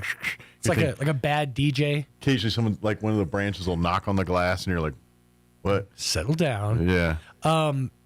If you get into like the plainsy areas of Roswell, you experienced a lot of there were a lot of tumbleweeds jaywalking yesterday. Yeah. There's a lot of, if you get to that stretch between like Brasher and like where the base is, there's a lot of slow driving for tumbleweeds. Years ago, I lived down by the ball field, the Hondo Lion ball fields there off Sunset and all there. And I lived, actually the road right next to it there, Sunset Place. And there was like a dust highway. Yeah. Like towards and it may be a little different now because there's houses that are there now that weren't there when I lived there. Right. But right there was that dust highway, and always it was like the tumbleweed 500, man. You just be watching them racing across that. A lot of people don't know this, but right behind where the Lions Hondo ball field is, there's a tumbleweed factory. They actually make and distribute them back there. Right. So that's where they come from. Yeah. So that makes sense. I picture it in my head, like in your mouth. Sometimes you can feel like that little gland that spits the squirts the spit out into your your gleek gland. Yeah, your gleek gland. I imagine it's one of those, and it just spits those out of the earth. Yeah. Well, tumbleweed. That's the thing is a tumbleweed is a plant, so it always starts off with such promise. You know, it's young, it's green, it's growing, it wants to be something someday. Bushy. It winds up just being a nuisance. Just hopefully not ending up in the grill of a car. Boy, we were coming back from Oklahoma, and we were I'd say about 40 miles outside of Roswell, and I came up on this big crossing of tumbleweeds, and I thought I hit one, but I thought it sloughed off. I get all the way to the kid's mom's house. It was like 45 minutes after the fact, and I get out of my car, and I have just like a Rudolph's nose of tumbleweeds stuck to the front of my car. Yeah, I've had that with tumbleweeds, birds. I've had I've had 2 bird incidences, weirdly enough. I think enough time has passed that we're past the statute of limitations on this one. Years and years ago, when I want to say like just out of college. Yeah. I was traveling up to Albuquerque to move in with my buddy Brian. We're driving up the highway when we see a roadrunner. Now, I have a long-standing theory about animals and crossing the road. That because animals don't have opposable thumbs, they can't do drugs. So drugs to them is the rush they get from avoiding getting hit on the highway. Like when the bird tries to, Yeah. So if you've ever seen like roadkill on the side of the highway, that's just an overdose. But I digress. So we see a roadrunner, and this roadrunner was just boogieing across the road, and it stopped. And we're like about 40 feet away.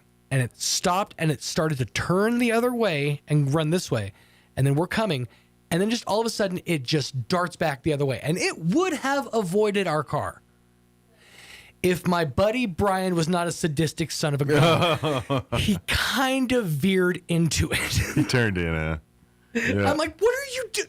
That's the state bird. He's like, it was. Beep, beep. Could do with the code, he could not. He said, you know what the last thing that went through that bird's mind was? My bumper. Yep. No, mine were not as nefarious. Mine were just incidents. But weirdly enough, both times when I was driving from here to Artesia, it was on an early weekend morning when I was going to remotes, and I'd be driving, and sure enough, and both times, the second time, that bird was in there for weeks. The first time it was out that day, but that thing was in there. It would not just. I was like, "Oh, you're just part of the car now. You just live here now." Yeah. So, but eventually it eroded away. It sloughs itself off. Yeah. So some say it's still in there. I don't know. That was 3 cars ago. That was my old Ford Escape I had back in the day. It was 2 cars ago. So. Okay, I remember the Malibu. Oh yeah, that was like that was like 4 cars ago. Yeah, because I had the Malibu, and then did I get the Ram after that? The Ram pickup. I think the Ram pickup was next, and then I got the Ford Escape, and then I got the RAV4, and then I got the gray Jeep, and then I got the blue. I just remember the Malibu because I got to drive it for a week. Yeah. While Mike was out of town. Yeah, that was that car I bought off my mother-in-law. Oh, okay. When she got a new car, and it was in Maryland, and they drove it out, and I had that. The air conditioning never worked in that car. Right. I tried. I got it fixed like 3 times, and it worked for like a week, and then never worked again. So it was a. I think it was a plague car. I think, and is that why you're to this day, how your baby mama has an affinity for the Chevy Malibu? Not necessarily. Okay. It is. Because she's had like 2 of them. This is her second one. Yeah. It does seem like it's become quite the trend car for her. But not necessarily, because most of those were my memories. Right? Okay. That was actually, I'm pretty sure that the Malibu week was before I'd met. Oh, was it? I think so. Was it that? Not before I met, but before we were together. I'm pretty sure. Oh, wow. I didn't think it was. I thought it was all together then. This is 2 decades ago. We're trying to piece together. I was thinking, I thought you were living over by the grocery store there then. Yeah, Midtown. Yeah. Oh, I guess that wasn't in the Carl era. Yeah. So maybe it is. Maybe that's where the affinity comes from. I never put those 2 things together. But there you go. Yep. She just connects the death of my father with a comfortable, clean ride. Good gym product. Yeah, that's right. All right. We're good to get the hour going. Probably should. I always remember it. I'd be like, what color is that thing? It's gray. Silver? No, gray. It was gray. like primer? No, that's like actually painted gray. Yeah. All right, we're going to play our interview with Pastor Troy Smotherman from Church on the Move, talking about the Joy of Marriage Conference. But before we do that, let's get you up to date on the weather. I'm meteorologist Steve Hamilton with your Pecos Valley weather. Another windy day with a cold front passing to our east, and we also have low pressure off to the west. We'll have sunshine, and we're hitting about 70 on the afternoon high. Wind gusting to about 40 miles an hour. Watch out for some blowing dust across the roadways. It'll be clear for the overnight hours, upper 30s and still windy, and then not as windy on Thursday, sunny and mid-60s. That's your latest forecast. I'm meteorologist Steve Hamilton. Thank you, Steve. Currently 38 degrees here in Roswell. Humidity is at 57%. Winds currently out of the southeast at 9 miles per hour. Do have a red flag warning that's going to take effect beginning at 10 a.m., remaining in effect through 7 p.m. this evening, because the winds will be back a-blowing today. Patchy blowing dust after 11. High of 70 today, but winds will be out of the southwest this morning, 5 to 15 miles per hour as the day progresses. Winds will increase 20 to 30, gusting as high as 45, miles per hour. Tonight, looking at clear skies, overnight low of 36, southwest winds 15 to 20, gusting as high as 30. After midnight, those winds will drop down 10 to 15 miles per hour. For your Thursday, sunny and 66, north winds 5 to 15 miles per hour. Sunny on Friday and breezy with a high of 67. Then a little cooler for the weekend, 60 and sunny on Saturday. Mostly sunny, 56 for a high on Sunday. All right, it is 18 minutes after 8 o'clock. We're going to take a quick commercial break. Then we're going to play our interview with Pastor Troy Smotherman for Church on the Move. Don't go away. You're listening to Mornings with Mike Winters. Artesia General Hospital presents seasonal wellness reminders for you and your family. This time of year brings cozy sweaters, warm meals, and a few health challenges. Start by preventing colds and flu. Get vaccinated, wash hands regularly, and avoid touching your face when you're out in public. Find balance in holiday eating. Fill your plate with vegetables and lean proteins before reaching for the sweets. And fight dry winter skin by moisturizing often, staying hydrated, and running a humidifier if your home feels dry. Small choices add up to a healthier, happier season. These healthy living reminders are brought to you by Artesia General Hospital, ready to help take care of you and your family. Ready, set, hurry on down to Tate Branch Roswell, where we finish first. Experience the Tate Branch difference here at Tate Branch Roswell, where business is done the Tate Branch way with honesty and integrity to deliver an exceptional customer experience. We have a huge selection of pre-owned cars, trucks, and SUVs that are priced to move and are backed with a lifetime powertrain warranty. It's all backed by friendly hometown customer service that puts you first every time. So don't wait. Head on down to Tate Branch Roswell right here at 2000 West 2nd Street and drive home happy today. Tate Branch Roswell. Come experience the world-class experience you have been waiting Confidence is in the details, and your face deserves expert care. Hi, this is Dr. Sarah Usher at Carabelli Dental, and in our office, Botox treatments are administered by an expert dentist with advanced knowledge of facial anatomy. Precision is always our priority when it comes to your Botox treatments, along with attention to what you want for your perfect results. For a beautifully natural and youthful result, visit with us, the Botox experts at Carabelli Dental. Come see the team at Carabelli Dental at the corner of 9th and Main in Roswell, or call 575-622-4455. Get ready, Artesia. On Friday, February 20th at 6 p.m., the Artesia Arts Council presents Josh Farley, Magic Across America. Award-winning illusionist Josh Farley, seen on Penn and Teller, Fool Us, Masters of Illusion Live, and Celebrities of Magic, is bringing his fast-paced, laugh-out-loud, mind-blowing show to 310 West Main Street. Expect impossible illusions, sharp comedy, and non-stop audience interaction that feels personal, surprising, and wildly fun. Want the ultimate night? Arrive early for VIP access. Meet Josh. Enjoy close-up magic. Get a signed poster and secure front row seats. Tickets are moving fast. Don't miss your chance to be part of the Magic Across America tour right here in Artesia.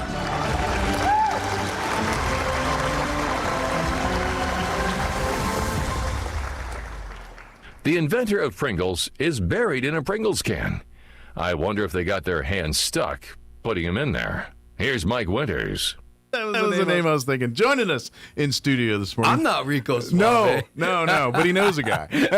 I know the guy who was Rico Suave. But Pastor Troy Smotherman joining us this morning for Church on the Move. Good morning, Troy. How you doing, sir? Doing good, Mike. Good to be with you good this to see morning. You. And good seeing hello you. to everybody out there in Radio Land. Yeah, it's good to see you. How's the church family doing? And church family's doing. Seems like everything's been going well, and I know, particularly with the cold and everything, I know you guys have been stepping up and reaching out to the flock, so to speak, and making sure everyone's taken care of. And to our people, and then also to some of the other organizations in town that house the homeless or give out sleeping bags. You know. Yeah, I know you guys been been providing those for them and paying for those and letting them distribute those and. Just partnerships with people here in town that are helping people on the street. And, we're making sure our people have their heaters on. Absolutely. Yeah. Well, and this is those times when we're blessed to have, and this is what you do. You help others that are in need at those times. And that's what you guys do. So. Well, how that works, Mike, is exactly opposite what people think. People think that you get it and then you give it. Yeah. But really what you do is you begin to give, and then God begins to give to you, because he knows that you'll give. Mm-hmm. And so he blesses generous givers. Absolutely. And so our church doesn't have, multimillionaires giving any money. We don't have that. But we have a lot of people that give, but he does something. It's really supernatural. When you're a giver, he just starts blessing, and that's how we're able to do that. A lot of people say, that's the rich church. No, we are. We're rich in giving. And because we're rich in giving, God keeps supplying our needs so we can bless pay back others. tenfold. You really do. But this is what I love so much about it is help is help. Yeah. And sometimes help is making someone a sandwich, and that's it. It is. And that's all it is to it. Sometimes it's a hug. Sometimes it's helping them, get the water out of their house when it floods. Sometimes it's just, holding their, letting them cry on your shoulder. Yeah. Just a word of encouragement, a smile. Yeah. I always encourage people to smile more. You know what? People look so sad or mad. It's hard to be in an argument when you're smiling, just saying. It is. It is. Which kind of segues to what we're kind of doing here with, one thing, and I'm going to say this year is going to be a little bit different than the previous years. just because of the world we live in now. But Joy of the Marriage conference, seminar, the whole program, lifestyle, really, Yes, it's more than just a program, is something a bit you and your wife's passion project, I think, probably since you started ministry, and I'm certainly since you and your wife together have been in ministry. This has been something, and your wife's, this was really her heart, exactly. her what got her up in the mornings to live her day was the Joy of Marriage program, lifestyle seminar conference here. Exactly. Yeah. You know, she kind of, two things, you know, she had a great love for the women of our church, to minister to women. And I mean, on top of that was her great love to minister to marriages, you know, and to help them, because we didn't have a perfect marriage. There's no such thing, right? But the reason we and anybody that says that, they're lying. Yeah, they're lying. They're not telling the truth. But we had a joyful marriage. Sure. And that's why we call it the joy of marriage, because we had so much joy in our friendship, in our intimacy, in our walk together as Christians. I mean, at every level, friendship, man, we had such a joy. And we raised our children with that joy in our home, you know, because they saw how much we loved God and loved each other. And this was really her heart, was to see, she wants to see everybody have what we had. And it's not just, it is supernatural. It is a gift from God, but you have to do some work in this. Sure. And that's what we do at Joy Marriage Conferences. We give people opportunities to grow. If you have a terrible marriage, we'll help you. If you do the work, God will help you pull out of that. Absolutely. Yeah. If you have a great marriage, you'll go to greater. Well, it all starts with investment. And if you're not fully diving in with both feet, then you're not doing it correctly. And that's marriage. And if you're not willing, you know, that there is a reason why, a lot of times, particularly when you go through a religion or a faith-based organization, they put prerequisites on you before they just up and marry you. They want to talk to you. They want to know. They want you to be fully aware of what you're committing to here, and not all of us take those seriously sometimes, and then we learn the hard way. And then that's what this conference really is it's about that, regardless whether you've been married a week or 30 years, you're going to find tools, helpful resources, new perspectives on marriage and how to navigate marriage and how to, become, it's two brains becoming one soul is really what marriage is. And so it's a lot to navigate there, you know what I mean? It's not like, your biological family, your children are biological. Your parents and your brothers and sisters are biological. Yeah. Who you marry is the deepest relationship you'll ever have, and you're not related. You picked it. Yeah, you weren't raised in the same home. You're not related. Yes, it had to be a choice. Yeah. And so it's different. It's the relationship that God has built everything on, family, culture, government, you name it, church. Sure. It's built on marriage. And so it's vital, and that's why it's been under such attack in the last years.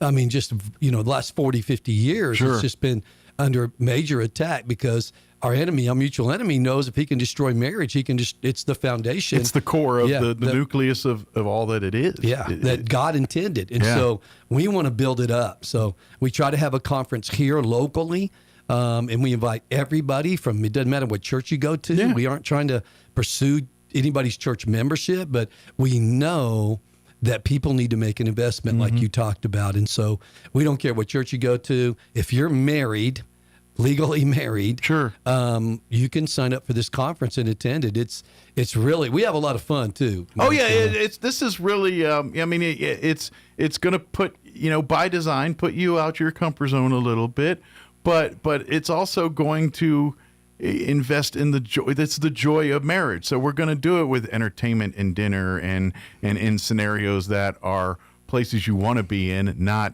in places that seem like you're in school or in therapy. No, it's not like that. We have so much fun. It's our 21st year. It's $155, and you can register at cotmroswell.com.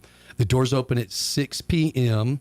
on that's Thursday night, the 19th. So we have Thursday night, then we have Friday morning, Friday night, and then we have Saturday morning till noon. And so that's the times. And Friday night's a date night. We have tables for two. Gotcha. You sit down. We're serving barbecue. All right. And so we have a couple in our church, David and Ned Aguilar, they make incredible. They've won competitions with their barbecue. Ooh. So they're making the pulled pork and the brisket, and we're adding all the sides. And Nice. so for $155, you get all of that, And you can get a including little comedian. saucy. Get a little saucy because you got to, make sure your partner's got their, sauced up. So it's a little intimate time. Yeah. together. And you get to enjoy that. And then we have a comedian that Akintendo's his name. Okay. He's incredibly funny. He's traveled. He's done it all. Akintendo's done it all. You name the comedy spot. You name the place. You name the program, the show. He's done it. He's written for so many shows. Okay. So it sounds like he's those guys that, he's but like then you look behind the scenes of like some super dude and this guy's the guy holding him up kind of thing. He does a ton of that, but he's hilarious. He's done this whole comedy circuit. Gotcha. And then he became a Christian. And so now he does, clean Christian comedy. And probably a married man that's probably he's married, got very children. experienced in Great many wife, of the same Unessa. issues that you as a married couple experience from time to time. And that's the best time is when you can, because that's the fun of a lot of these conferences is because at the end of the day, you're going to find out all the other couples kind of have the same problems you do. You know what I mean? Yes. It comes from a slightly different angle, but it's coming from the same id. You know what I mean? Yeah, we're all in this together. I always say that. You're exactly right, Mike. Yeah. Communication or intimacy issues or friendship issues or it's the same stuff. We're men and women. Sure, absolutely. And so we have some common things as men and common things as women. Our brains as women are wired a certain way and think a certain way, and same with men. It's just God's plan. It's the DNA. It's the way the roadmap's placed, folks. It's just how it works. Yeah, it's funny. I was watching a TikTok. People send me stuff. I don't have TikTok, but they send me stuff. And I was watching a guy. They're asking him questions like, what happened in the Battle of the Bulge? What date was it? What took place? Who was on? And he's naming. Have you seen this one? He's answering all these serious history questions with specifics. Then they said, by the way, what's your wife's birthday and what's your anniversary? He just sits there like he's talking all this history and all this sports stuff. Yeah, that's hilarious. That's the difference how we're wired right there. Yep, it's the whole. If you ever remember the old show, Everybody Loves Raymond. It's the whole scene where the wedding tape and Ray tapes the football game over the wedding tape. That's the guy id versus the woman into a T right there. Oh man, that show is so funny. That one and the one with James. He's a UPS driver. Oh, King of Queens. King of Queens. Their interaction is hilarious. Yeah, too. exactly. Now, at this conference, though, you mentioned Rico Suave at the beginning. Yeah. The reason he mentioned that is because Geraldo Mejia and his wife, Kathy, are coming, and he put out the famous song, Rico Suave. He was internationally known for a minute there as Rico Suave. And so he's a Christian, and he's coming, and they're going to speak on marriage, as well as Akintendo and his wife, Unessa. And Tanya and Lee Wilson from Texas. Okay. Was he from Puerto Rico? I think he is. Rico Suave? I think it's Puerto Rico. Yeah, I think he is. Because, I remember the Rico, but there was a whole lot of fast Spanish in between there, and I didn't know any of that. I think he's from Puerto Rico. But I remember the song, too. Yeah. It was really famous. Yeah. Anyway, he's coming down. He doesn't look anything like I imagine he's not Rico Suave anymore. That 80s, 90s look. No, he doesn't have that look at all, man. But he's we're really excited to host him. And awesome. We also have Clinton Allen, a worship pastor in Dallas and founder of Clinton, is a worship pastor and songwriter and founder of Creative Curating. He's a consultant and a coach, and he's an incredible singer. We had his wife in to come and speak at one of our women's conferences, and we got to know them, and so we invited him to come, and so he's going to help be singing with our praise and worship team. Nice. So we're going to have a blast. We're going to have such a great night. And what I love about some of these performers, because they're entertainers, they live a unique married lifestyle, and so they probably have unique problems and unique experiences that they share with you at some of their when they're not singing, then they're kind of talking and visiting with you a little bit. Oh, they tell me all kinds of stories. They tell me, and Akintendo's personal journey to Jesus is incredible. Yeah. It's an incredible ride. I wish he could share it, but we don't have. we're doing something else. We're talking about this marriage, is why you come to the conference, and you come, and you we're hitting you with the. But if you want the meat of the source, you gotta come and join us and be a part of it. And they'll be here. And our scripture this year is Mark 10:9. Therefore, what God has joined together, let no one separate. There you go. And because God holds marriage sacred, and whether you've made mistakes, whether you've sinned, whether you've hurt each other, if you're still together, and and you want to, fix some of those issues, we can't fix everything. But this is definitely a launching point for those kind of marriages. But it's not just for that. Absolutely. If you have a great marriage like you and your wife do, it's a great time. Absolutely. And it's a time to build on that. And a lot of times with Julie and I, just be reminders like, hey, we've kind of slacked up on that, And it's so easy to do as life gets busy and everything. And unfortunately, because it's just, I think, mostly second nature for most of us, that, our biggest rock on the planet, when times get tough, we're the ones they ignore the most the first. Because well, they're fine. I got to focus on this. And then enough of that, you're like, they're not fine. And that's, exactly. And it's not anything from an evil place or a dark place. It's just sometimes life makes us forget the things that get important to us sometimes because we get so wrapped up in the minutia of whatever's going on in that day.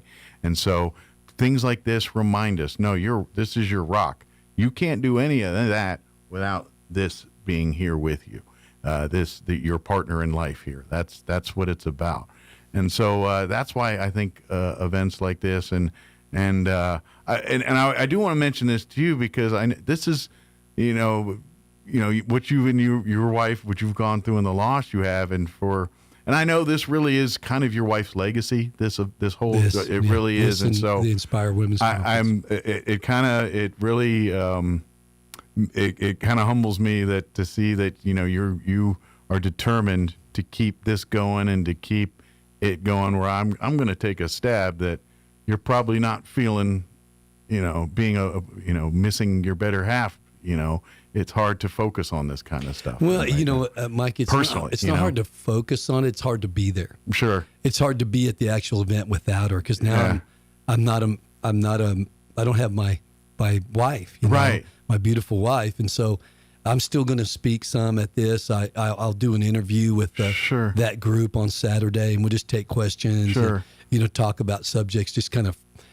Take on subjects that haven't been covered. But I just admire that, I think I just tipped the cap. I just think it was, I know you're doing it because it's so important to your wife, but also, that, the benefit that this has. And this, if you want to make, at the end of the day, you want to fix the world and fix the foundation and fix people, it starts with family. It starts with home. It starts with the nucleus. And if you can't get the nucleus right, none of the rest is going to come out right either. Yeah, if you accept Jesus Christ as the Lord of your life, both of you. Yeah. Then you have what you were talking about, a foundation to work on and to build on. And that's what kept Julie and I together when we didn't like each other for a long time. Sure. And we always said we had 34 years of we were married 34 years, but we had 32 great years, joyful years, because the first two were rough. We were selfish and immature and had to work through all that. But we never, ever thought about divorcing. Every lengthy marriage has that. It may not be the first. It may be the middle ones. It may be it's just where life takes you. And and obviously as people get older in life and desires and changes want in life, sometimes that doesn't jive with the marriage either. And that's why, the midlife crisis and the dude buying the Ferrari at 45, all those things impact marriage. They do, and part of, having a joyful marriage is growing together. Yeah. And how you do that. And Julie, I always talked about this, and I always shared this with Julie as we were married and as we got older with my children, that, man, you have to have three parts of that marriage. One, you have to have a physical intimacy life that is satisfying to both people. Number two, you have to have a great friendship. You have to build on something you have in common. Yeah. With Julie and I, it was Jesus, family, and sports. Mm-hmm. We're big sports, Oklahoma University and the Celtics. And, so it only works when you like the same team. Yeah, and pretty much that's all. And we didn't play golf. We didn't do, not that there's anything wrong with that, but we didn't build our friendship on separate things. Gotcha. Like, I go do this and she goes does that. Right. That's not that we didn't. She didn't go do things that I didn't go do things. Well, but there's always we didn't build our life on those things. Those weren't habits. Those weren't hobbies. And then, of course, the deepest part is the spiritual part. You have to be equally yoked, and so that's the thing that I like to minister to and encourage in people. And Mike, it all starts with you and I, men. Starts with the men leading the way spiritually, and and developing that friendship with your wife.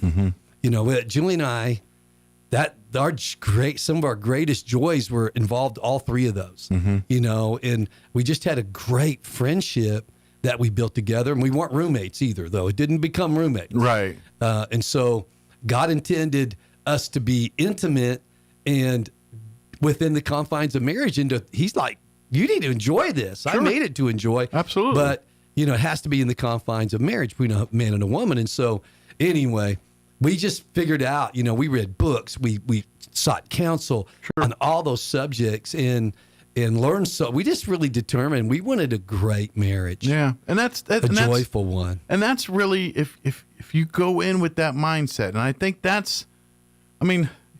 love is love, and you got to have the love, and without the love, none of it works. That's right. But at the end of the day, once you know the love is there, you gotta know each other. You gotta learn everything. And I know it takes time, and you're gonna and guess what? You're gonna the day you're on each other's deathbed, you're still learning about each other. You really are. But that being said, it's just something that you if you're not willing to invest it from the beginning and not be prepared for the long haul, then you're set up for fail. We live in a world where divorce is just they're using it as a tool, but like, well, it's already on the table before you even started.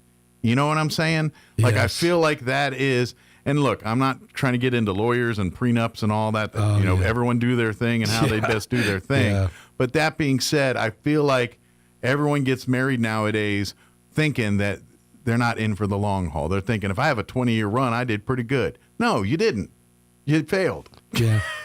Yeah. It's to me, with Julie and I, and unfortunately I experienced that. I believe way too young for her. Yeah.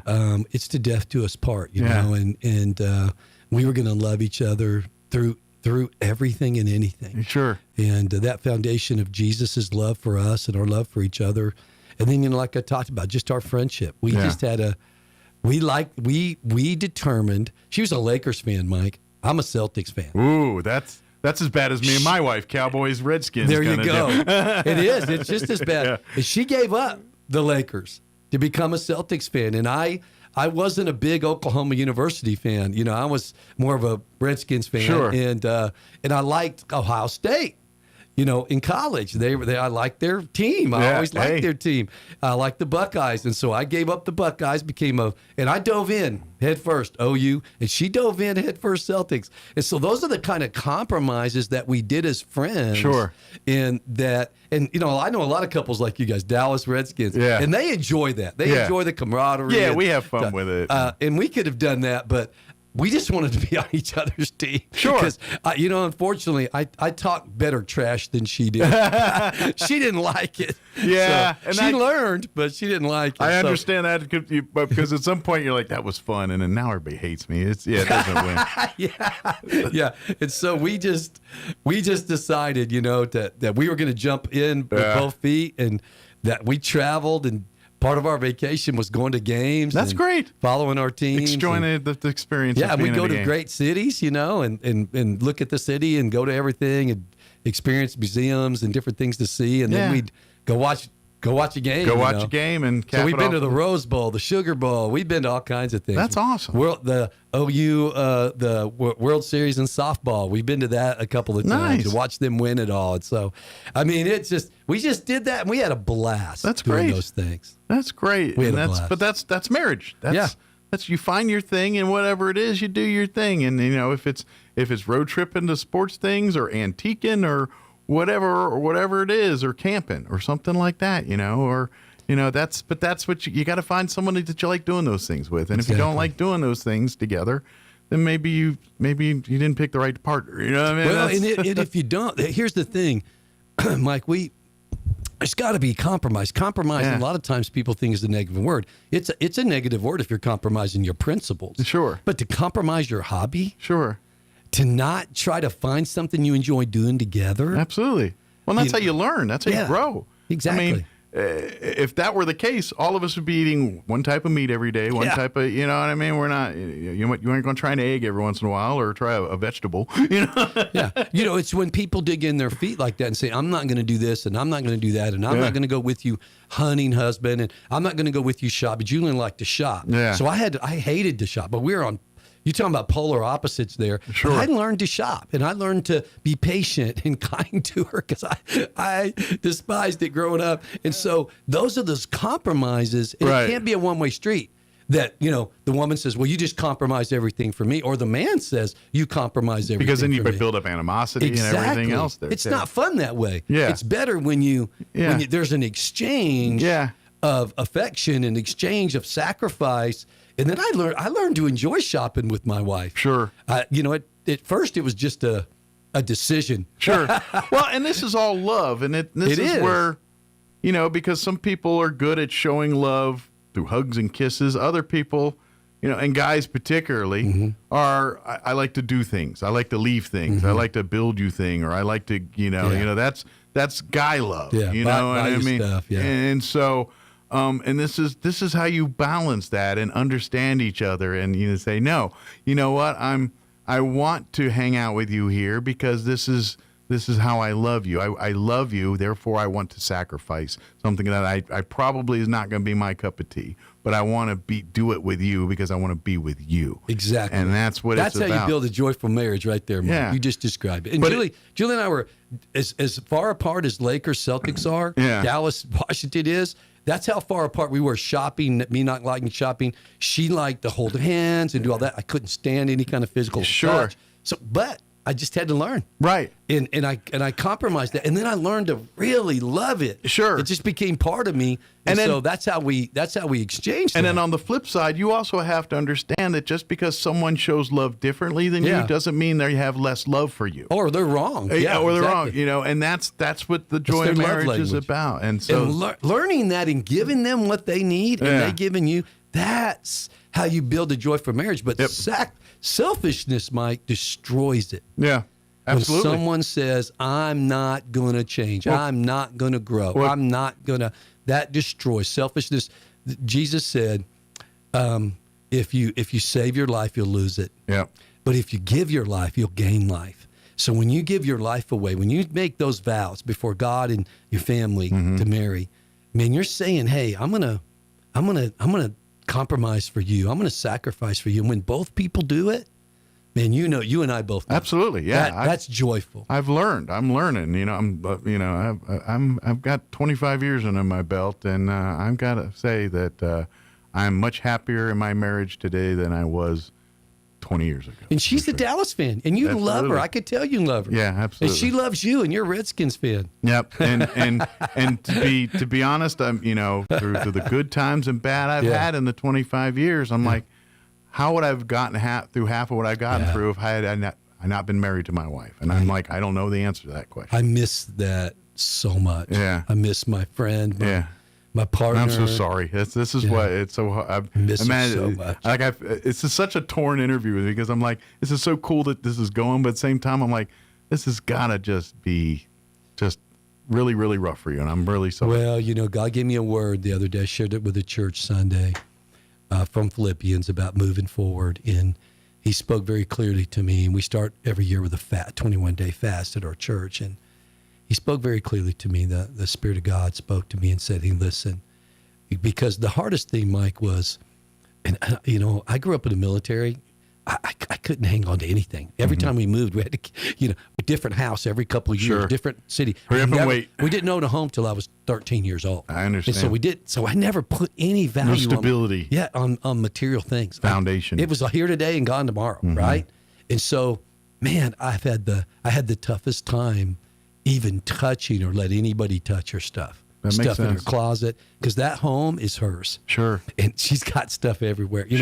Very organized, because she's an organized person, but it's her stuff. Right. And so I really, because each time I would let my daughter-in-laws look at her purses or do something, I felt like I was leaving her behind. And the Lord spoke to me very clearly and said, "You aren't leaving her behind. She is gone in front of you. She's in your future. Yeah. You have the memories of the past, Troy, but she is out in front of you in your future, not your past." The stuff is stuff. Yeah. She's not in the stuff. That's just your reminder of the stuff, but the memory doesn't go away. And it's a hard lesson to, we all learn it. We're all learning, just like my mother or my father and various people I've lost over the course of my life. That. And it's just, you're hard to let go, but you know what? They're here. They're there. They're here. They're not in that shoebox. They're not in that. They're out in front of us. That's the thing he gave me, is that she's in your future. She's where you want to be. Yeah. She's where, Jesus promised you'd be if you'd surrender your life to him. And so, man, it just really, it now sounds so simple, but it really set me free to kind of start moving forward, And so this is part of it. We're going to keep doing the Joy of Marriage to honor him. Her heart for marriage and my heart for marriage, and keep on ministering to people. We're going to keep helping people. That's I know what her Julie and heart I is did. full of joy watching this and knowing that her legacy continues here. Amen.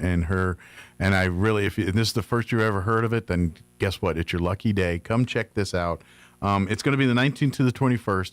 It is really an opportunity to invest in your marriage, and I'm pretty sure there is nothing more important in your world right now than your marriage. If you're doing it right, that's what it should be. So, talk with your spouse. Let's, invest some time here. Come dab a toe. Come out here. Come, if nothing else, come for a weekend getaway of dinner and entertainment and comedy and food and fun and meeting some people. Have someone watch the kids and rent a hotel room if you want to here in town. Come as escape from life for a couple of days. And I think when you're done at the weekend, you're going to be like, wow, I have a renewed perspective on our marriage and how to tackle it and how to make it better.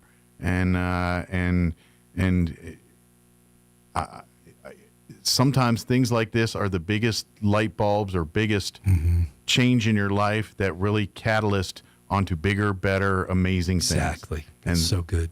This is what this weekend can be for you. So. And we do have some child care, Mike. Now, I don't think every service, but we do have some. So just contact the church. They'll let you know how that works and how we're going to do that, how we're going to manage that. Yeah, go to the Church on the Move website. You can sign up. You can read more about the conference. You can get more in details on the comedians and all the good stuff there. COTMRoswell.com/JOM. Which is short for Joy of Marriage, COTM, Church on the Move. So if you don't remember the initials, just think Church on the Move, Joy of Marriage. And if you Google any of that, it should pop right up. So same with Facebook and all that too. And don't hesitate to call the church. They'll be happy to give you more information. And please come. And good news, if this weekend just isn't working for you, the Joy of Marriage Conference, they do other retreats. There's going to be more down the pipeline here in the coming future. So this isn't your only opportunity to get your foot in the door. If this weekend just doesn't work for whatever reason, please keep investing, keep calling, talking in, and let's get you lined up and ready for the next deal. And who knows, maybe it'll be one of the retreats out of town or something like that. I don't know. We'll see. We'll see what's next. Next year, we're going to have several different opportunities, so it's going to be good. Absolutely. Thank you, Mike. Anything we missed, Pastor? Anything? I don't think so, man. I think we covered everything. I appreciate the conversation, and I'm just happy that your life is going and things are going and moving forward. I'm so blessed to happy to know that. Where the void is, the church family is meeting that need as much as humanly possible. They've been wonderful. That's awesome. Jesus has been wonderful. They've been wonderful. Sometimes making a sandwich solve all the problems. Sandwich and a beer, I'll tell you. Sometimes a sandwich and a beer will solve a lot of problems. I quit drinking long time ago, but A sandwich sounds pretty good. I hear or you. Or some Mexican food. That's always the best. Well, my Dr. Beer, everything's too nuts.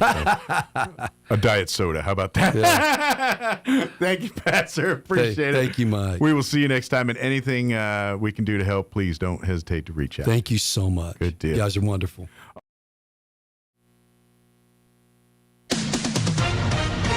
With SRN News, I'm Rich Thomason in Washington. Braving the worst of winter weather, rescue crews are searching for 9 backcountry skiers missing near Lake Tahoe in California. The skiers were caught in an avalanche. 6 others were rescued. Police in the Nancy Guthrie investigation say DNA from a glove that was found 2 miles from the Guthrie home did not match anything in a national criminal DNA database. There is no word on what his plan was, or even if he had a plan. An 18-year-old Georgia man under arrest after allegedly approaching the U.S. Capitol with a loaded shotgun. President Trump says the feds are ready, willing, and able to help fix a massive spill of raw sewage into the Potomac River near Washington, D.C. Mr. Trump says that all state and local officials have to do is ask for federal help. On Wall Street, stocks are higher. More details at srnnews.com. Now, time for another Otis Advisory. It was a dark and stormy night. Kamala was home practicing her lines for the big film shoot. Everything's on the line, the new talent agent said. Now, Kamala, don't screw this up. You're already on the bubble with this producer. They're nervous as it is about you trying to talk without a teleprompter. Hell, nobody's ever seen you do it. Now, let me catch you up on all this. In the Otis version, Kamala gets a part as a cranky bartender in a new TV Western. There are cowboys everywhere, and some scary cowgirls, too. The bar room looks rough, so Kamala needs to fit in and look like she can hang with the crowd. 1 for you, 2 for me, said Kamala, as she forks over shots of cheap whiskey for an especially nasty-looking cowpoke. Now, Kamala, the director said, try not to make that face, you know, the one like you got a full diaper or something. Just smile, pour the drinks, take the money, and stay out of the conversation. But Kamala was having none of it. She was sure these cowboy comrades were oppressed by the system and needed Kamala to help fight back against the man. Now, Kamala, this might work for you on The View, but in Cut and Shoot, Texas, you can't be self-absorbed and moisture-wicking all at the same time, or you'll just dry up. Can I get an amen? This is your Uncle Otis, America's defibrillator, and I'll see you at the Peace March. All across America, this is the Red Apple Audio Network's Market Report, sponsored by Abacus Global Management. I'm John Terrett. Stocks bounced around yesterday, the first trading day of the holiday-shortened week, amid fears that AI is taking our jobs and the cost to the big tech names. Markets closed in the green, flirting with records, but close to the flat line. Apple spiked 3%. That's a lot for them on reports of new AI wearables. Apple is also hosting a product launch next month, March the 4th, in New York, London, and Shanghai. And that's a big change because normally they take place at the Apple campus in Cupertino in California. The big news of yesterday, CBS Paramount Skydance is upping its hostile takeover bid for Warner Discovery. Warner says you've got a week to convince shareholders. Netflix favored bid is still on the table, but the clock is ticking. Warner up 4%, Paramount up 5%, Netflix up a little bit. The billionaire executive chairman of Hyatt Hotels, Tom Pritzker, is retiring after his association with Jeffrey Epstein was revealed by the DOJ. He's been in the job since 2004. Hyatt stock up 2.5%. Norwegian stock rose 12% yesterday after the activist investor Elliott bought a major stake in the cruise line company. We're told they're seeking board changes there. And the DC-based healthcare company Danaher struck a $10 billion deal for the medical device maker Masimo of California. Later today, we get the minutes from the Fed's January meeting. With business, I'm John Terrett. This is the Red Apple Audio Network's Market Report, sponsored by Abacus Global Management. What if the future of finance wasn't built around averages, but around you? At Abacus Global Management, we're reshaping financial planning around the most personal data point, your lifespan. But it's more than just insight, it's control. As a technology-driven asset manager, we're empowering investors with an integrated system to take command of your time, your future, your financial destiny. This is a new era of investing. Take control at abacusgm.com. Hey Roswell, it's tax season, and your friends at Roswell Ford have an offer you're gonna love. We don't need your tax refund. Really? Correct. I'm not kidding. Don't wait for your tax refund. Right now, at Roswell Ford, you can buy a new Ford with zero down and no payments for 90 days. Still making payments on your current car, truck, or SUV? Roswell Ford will do whatever it takes to get you released, even if you owe thousands more than your trade is worth, so you can get massive savings on a great selection of new Fords and quality pre-owned vehicles. Worried your credit is not getting any love? Roswell Ford has partnered with more aggressive lenders that will push to approve your credit with great rates and terms, even if your credit is less than perfect. Roswell Ford makes buying a new or quality pre-owned vehicle fast, fun, and easy. So don't wait for your tax refund. Get huge American-made savings right now. Get on board at Roswell Ford, 821 North Main Street in beautiful Roswell. Call 575-623-3673 or online at roswellford.com. Interest accrues from date of sale, subject to lender approval. Offers not combined on select vehicles.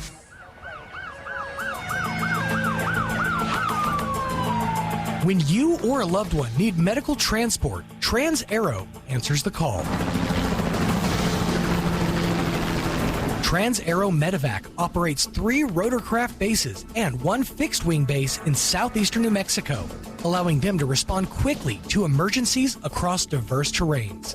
Their fleet extends coverage deep into New Mexico and West Texas, including Artesia, Carlsbad, Roswell, Ruidoso, Midland, Lubbock, and the surrounding areas, ready to answer the call when every second counts. Trans-Aero Medevac, proudly serving southeastern New Mexico and West Texas. Loan for free, thanks to the partnership from the City of Artesia and Trans-Aero Medevac. Life support by air. A glove that was found 2 miles from the Guthrie home did not match anything in a national criminal DNA database. Political unrest turns deadly in France, where a young man has been beaten to death. 11 people are under arrest. Quentin Durango, who is 23, died in hospital on Saturday. He was attacked on Thursday during clashes between far-left and far-right supporters. The fighting broke out on the margins of a student meeting where a far-left lawmaker was a keynote speaker. The death has sparked a storm of recriminations, mostly targeting the hard-left France Unbowed party. Its leader, Jean-Luc Mélenchon, says the party bears no blame for the tragedy. I'm Charles Dillades. There is no word on what his plan was, or even if he had a plan. An 18-year-old Georgia man's under arrest after allegedly approaching the U.S. Capitol with a loaded shotgun. Capitol Police say he was wearing a tactical vest and had a Kevlar helmet and a gas mask in his car. President Trump says the feds, ready, willing, and able to help fix a massive spill of raw sewage into the Potomac River near D.C. The president says that all state and local officials have to do is to ask for federal assistance. Mr. Trump adds that if they're going to ask, they should do so politely. It's a rally underway this morning on Wall Street. It continues this hour. The Dow Jones Industrial Average is up 322 points. The NASDAQ Composite Index ahead close to 300 points. It's up more than 1%, and the S&P better by 61 points. More on these stories, townhall.com. Everybody wants cheap airfare, but where do you find it? You call low-cost airlines. Their prices are direct from the airlines, and they're so low you can't find these fares published anywhere. They specialize in cheap flights, discount hotel rooms, cheap car rental rates, and great package deals anywhere around the world. Wherever you want to go, they can help you get there cheaply and with a best price guarantee. If you want the lowest prices on your airline tickets or other travel services, call now. That's right, call. That's the only way to get these rates. Experts are standing by 24/7 to get you the cheapest airfare and hotel rates available. So don't wait. Call right now for the lowest travel prices anywhere and for great last-minute travel deals too. Call 866-755-5300. That's 866-755-5300. Again, that's 866-755-5300. Call us right now. It's legal action that was expected, and it came with lightning speed. A coalition of health and environmental groups is suing the EPA after it last week rescinded an Obama-era finding that determined that carbon dioxide and other greenhouse gases threaten public health and welfare. That finding is the legal underpinning of nearly all climate regulations under the Clean Air Act. The Environmental Protection Agency's repeal gets rid of all greenhouse gas emissions standards for vehicles, and experts say it could undo regulations for power plants and oil and gas facilities. Donna Warder, Washington. As the war rages on and people continue to die, Ukrainian and Russian envoys have held the second day of U.S.-brokered talks in Geneva. No word of any breakthroughs yet. The control of territory captured by one side or the other is a major issue in the ongoing talks. News and analysis, townhall.com. Investigators are working to confirm the suspected cause of a central New York church explosion. 5 people hospitalized, 2 critical. An explosion, possibly from gas, rips through a church in upstate New York Tuesday morning, injuring 5 people, including the pastor and 4 firefighters who were responding to a report of a gas odor at the Abundant Life Church in rural Boonville, about 50 miles northeast of Syracuse. State troopers say the building was reportedly heated by propane cylinders. Police say 4 people were in the church's basement when the furnace turned on, triggering an explosion. A firefighter on the first floor trying to ventilate the building was thrown against a wall by the blast. I'm Julie Walker. A dust storm producing brownout conditions is blamed for a 30-plus vehicle pileup along a Colorado interstate. 4 people killed in yesterday's crash along I-25 south of Pueblo. More on these stories at townhall.com.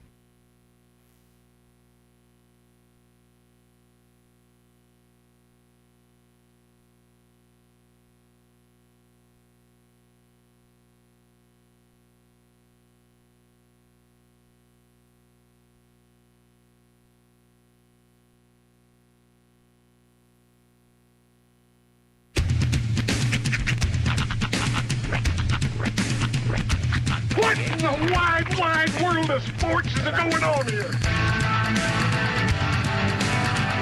I promise you, whatever scum did this, not one man on this force will rest for 1 minute until he's behind bars. Now let's grab a bite to eat. Yeah, come on. I feel the hot wind on my shoulder and the touch of a world that is older. I hit the switch and check the number. I leave it on and then I slumber. I hear the rhythm ringing through it. Flamenco guitar and cumbia music. I hear the talking of the DJ. The devil listen, what does he say? I'm on a Mexican radio. I'm on a Mexican radio. Broadcasting live from high atop the J.P. White Building in downtown Roswell, New Mexico. It's Mornings with Mike Winters on 106.5 Roswell's Talk FM. Is that what I sound like when I talk? Now, here's your host, Mike Winters.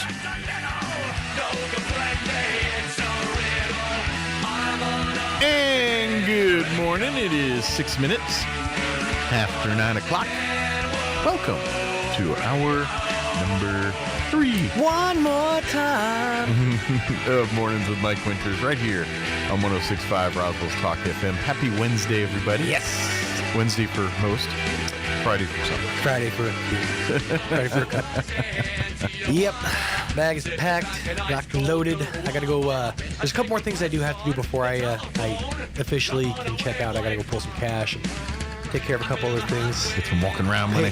Pay a few people to. Yeah, because I mean, if you haven't been, to Vegas or any big city really in a while, ATM withdrawal fees are insane. Oh yeah, well, especially in Vegas. You're looking like $8-10 for a withdrawal. Yeah, we'll have access to that cash easy, sure. $10 on top of whatever your bank's going to charge you. That being said, I mean, a lot of places will do cash back. Like if you go to like a on the Strip or on Fremont, they have a couple of those all day like convenience store places or whatever, and those places do cash back. So. Sure. Well, and then of course if you win, then if you win, you don't win. You don't go to Vegas to win. You never know. They win. Well, eventually get it back, but sometimes you get ahead. Yeah. And then you cash it in for a minute and walk around with it. You're just renting it. And then you put it right back. Right. It's like leasing cash. Yeah. But for a minute, you walk around with a fat stacks of cash. Well, and then I harken back to my my Romania days because like I had to, when we got to Romania, and bear in mind, this is in 2001, so this is really before a lot of like the debit, generation. I had cash money. Traveler's check. And I had to go exchange that cash money into their currency. Right. Now, so I had a lot of, I can't remember what their cash was called at that point.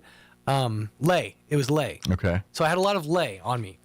But I also was carrying my passport and all the other stuff in this. It wasn't a fanny pack. It was a pouch that was just like just big enough for your passport, some cash, and some other stuff. Like a security belt? And it's strapped right here to the middle of your chest. Like a cummerbund. Well, a much higher cummerbund. A bra. Which is great because it conceals all your stuff and it keeps it to where you're not going to get like pickpocketed or whatever. Yeah. Until you realize you get to a place and you want something, you have to like pull your shirt up and then you reveal the actual place of all your stuff. I got to strip down. Yeah. Give me a second while I just whip this out. Yeah, maybe just keep a couple bucks. Just a couple of folding dollars in your pockets, just in case, because you never know when you might get thirsty. Well, back when I was a teenager and did the Australia and all that. That was, and like you said, before the age of debit cards and things, and so I remember having some cash, but then in the form of traveler's checks. Which we looked that up recently. Traveler's checks are still a thing, but are very rarely, if ever, used. Yeah, I would imagine. I can't. It's the same people that you get behind in the grocery store for money order that they don't start writing the check until they get the total. Like, that always infuriated me. Do people still me. Write checks at grocery stores? Really? I didn't know that. Okay, let me rephrase that. I hadn't seen someone write a check at a grocery store. I haven't seen somebody write a check at a grocery store in about a year, but I did see it. And it did infuriate a lot of people. Not me personally, because I'm a self-checkout kind of person. I don't like to wait in lines or talk to people. It depends on what I'm carrying, like the amount.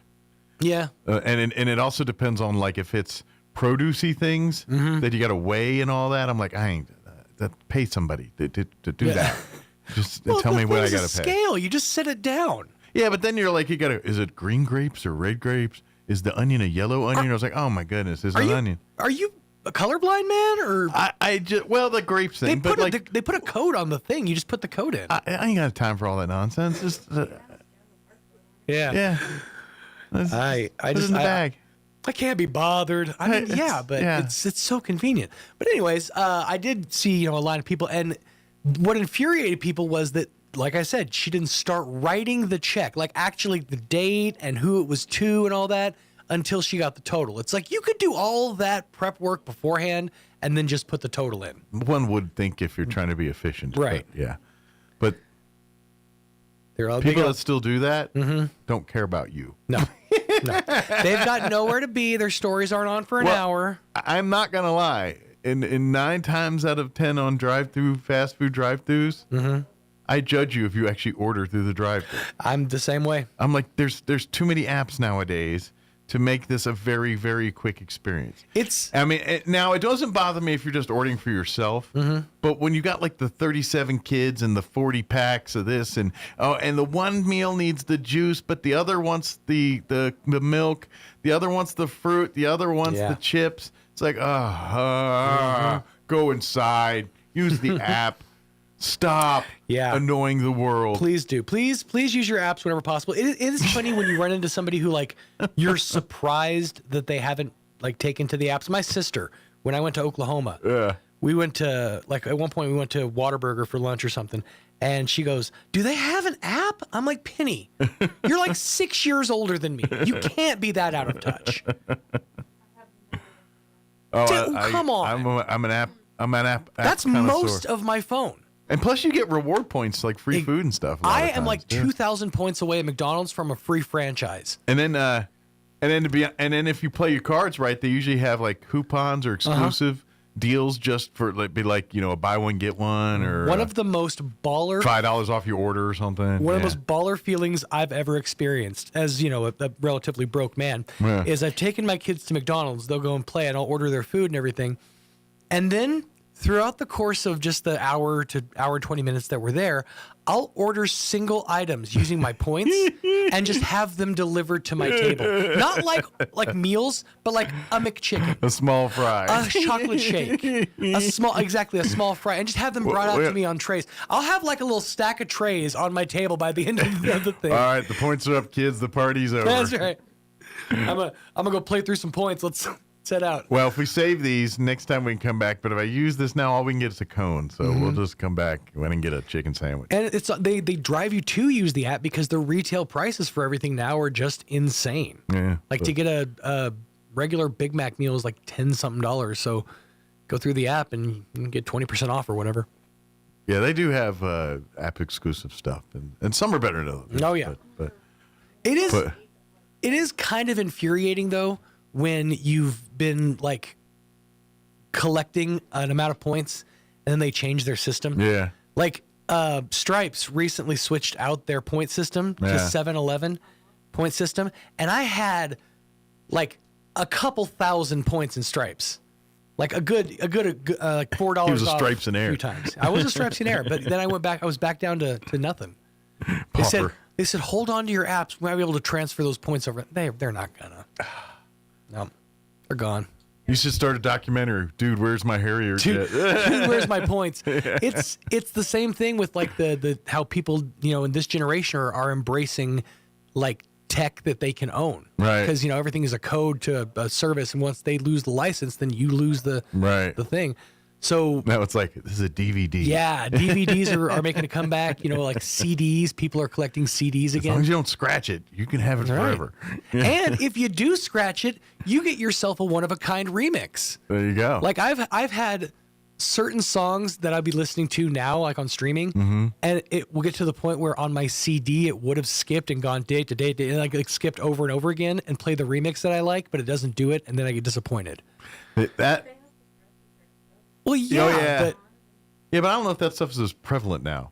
It's like, you remember back in the day, before the laser VHS cleaning. Well, even one better with computers. Before the world of these laser mices, they had the old ball, and they'd always get gummed up after a while, and they had that little Velcro cleaner jobber with the ball you put in there. I never used that. I used it religiously.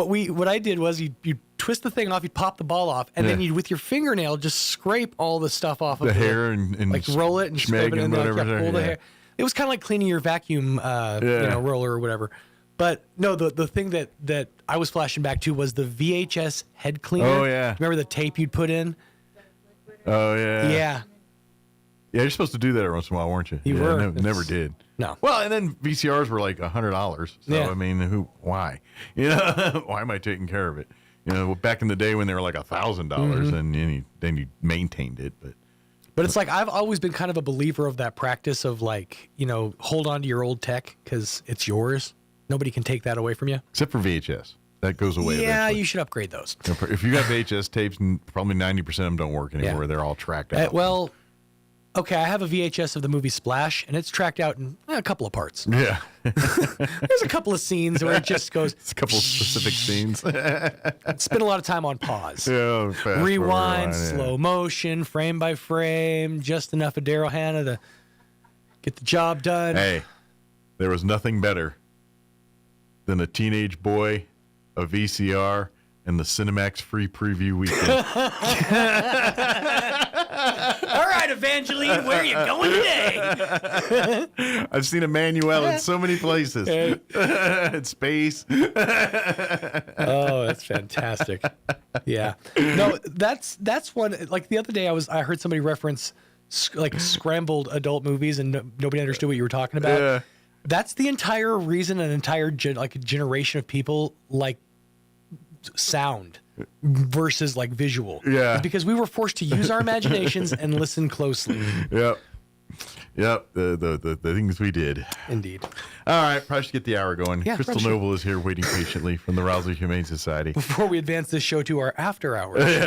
After dark. It's the blue ones. Mornings with Mike Winters. Hot nights. Yes. Goodbye, everybody. He's off.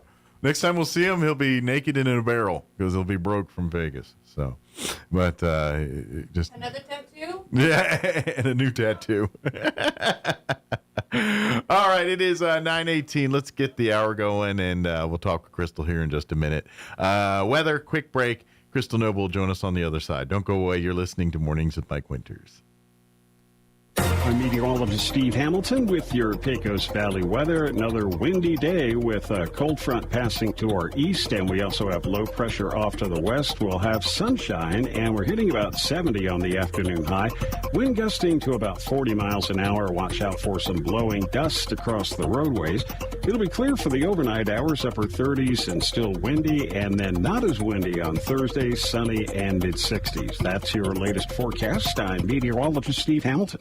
Fall in love with Sweetheart Specials all month long at Roswell Hyundai with 3.99% APR for 60 months on 2026 Hyundai Kona or Elantra, 0% for 72 months on 2025 Palisade, and 0% for 60 months on 2026 Tucson and Santa Fe. And with Sweetheart Service Specials all month long, like 15% off wipers, air filters, brake pads, spark plugs, plus up to 20% off select parts and service. Sweetheart savings all month long at Roswell Hyundai, 1909 West 2nd. Hi, can I help you? I'm here to make hot your home. You're not Fergie's. I have right tools for job. Well, you may have the proper tools, but do you know how to use them? I learn on Croatian YouTube. Oh no, baby. Just because they have the equipment don't mean they can get the job done. Let Fergie's work their mojo on your heating and AC unit. 622-2660. Fergalicious. If you're missing a tooth or several teeth, a dental implant may be the ultimate solution. Implants look and feel so much like real teeth that you probably forget you have an implant. Maupin & Brown Dentistry is one of New Mexico's most experienced implant providers, with literally thousands of implant patients who are absolutely delighted with the results. Call Maupin & Brown today for an evaluation. You'll be surprised how affordable implants can be. Maupin & Brown, your choice for experienced, state-of-the-art dentistry. You've got questions about college? Eastern New Mexico University has the answers. Join us Saturday, March 21st for the Spring Open House in Portales. It's your chance to meet faculty, talk to current students, and learn more about financial aid, housing, and more. We'll have plenty of awesome door prizes, including several $500 scholarships. Don't just leave with a pamphlet, leave with a plan. Come experience ENMU in Portales. Register now at enmu.edu/open house or call 575-562-2178. Get a built-in look with a Whirlpool flush mount dishwasher that installs flush with the surrounding cabinets at Bush Appliance in Roswell. A third rack provides space for silverware and hard-to-fit utensils. Plus, this dishwasher meets ADA standards for acceptable design. Shop Whirlpool dishwashers today at Bush Appliance in Roswell. Who you gonna call? Bush Appliance. Stop by 111 West Country Club Road in Roswell or call 575-622-6390.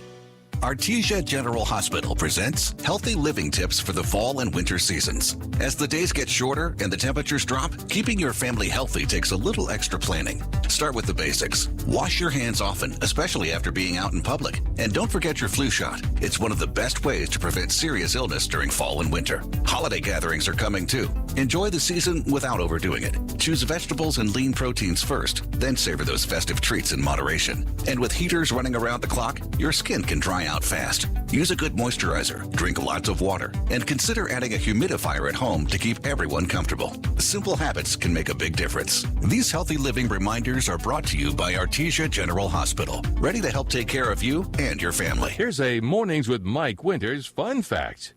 Bamboo plants can grow up to 36 inches in a day. So if you're told you're growing like a weed, you can say, "No, I'm growing like a bamboo." Here's Mike Winters. And good morning. It is 22 minutes after 9 o'clock, and joining us in studio this morning from the Humane Society, Crystal Noble back with us. Good morning. Good morning. How's life at the kennels today? It is good. Weird weather, but it's good. Yeah, I imagine with the, warm and cold and during the day, rain, I got the air conditioner on. Yeah, so. Nighttime heater. But I guess a good season for walking dogs. It is. It's a really good season. Our dog walkers have been coming earlier and earlier and staying later and later. However, with the wind, it makes it a little bit uncomfortable to be out there. Today, yesterday, and today probably weren't the best days to do it, but by Thursday, I think we'll be back in business here. And then I think we get a break, and then we get more winds over the weekend. Yeah, but I think we're in the 70s again next week. So it's good. So we're in that spring-like weather, kind of. I know. Somebody needs to teach the groundhog how to determine weather. Yeah, exactly. It's kind of weird time. But that being said, if you do love, hanging out with the pets, it is a great service to get the dogs active and being used to hanging around people and doing family stuff and playing and going out for walks and socializing. That's very important for these dogs. To help them get adopted and things like that. So, plus it's just good mental health of the dogs and for yourself, too. It is. A lot of people say that they get more therapy from spending time with animals than talking to a counselor. Absolutely. And plus this works great for folks because I know like some people love pets, but they don't live in a home that can really house a pet. Russell's becoming more and more strict on, what they will and won't allow for pet-wise. So, if you live in an area that doesn't allow pets, come and hang out with us. Yeah, come, and that way you can get your fix, roll around on it. And even on days that the weather's not agreeable, they have the meet and greet room, and you can take pets that are obviously able to go in there and play on the floor with them and, toss the toy around or, tug of war or stuff like that. We have a few dogs that are smaller, and so when they go out to the park, they're like, I don't want to be out here. Yeah. So, we put anybody that wants to hang out with them into one of the small visit rooms, and then, give them some toys and treats and just let them have a ball. Yeah, kind of little romper room in there and let them play around. But it's great. And same thing with cats, too. If you're a cat person and want to do that. Obviously, you can't take the cats for walks, but we can definitely do the one-on-one. No, but we have the stick with the string and the feather that you can walk them around the room. Yeah, there you go. And they'll definitely, and they love attention over there, They do. I laugh because some of the cats we have right now, Milo's one of them, and Gray is another one. When you walk by, they stick their paws out and they go like this. Yeah. And then Milo, he'll be like, hey, hey, hey, hey. And then when you walk up, he's like, ah. Yeah, they're fun to hang out with too. So, but and those are great ways to support, even if you can't adopt or but if you really you get your fix in that way. And then when you do find a place that allows you to have pets, and come on down and adopt one. Yes, we have cats. We have younger cats, not like young small kittens, but 3 to 4 month old kittens. Maybe that they're not kitten size, but they're still kitten mentality kind of thing. Yeah. Yes. We have a lot of cats. Right now. We don't have a lot of small dogs, but we do have a lot of large dogs, which that's something we normally always have, is a lot of large dogs. Sure. For whatever the last few years, large dogs just haven't been very popular. And there's honestly really... Well, they're more expensive generally just because they feed them and everything else. Yeah.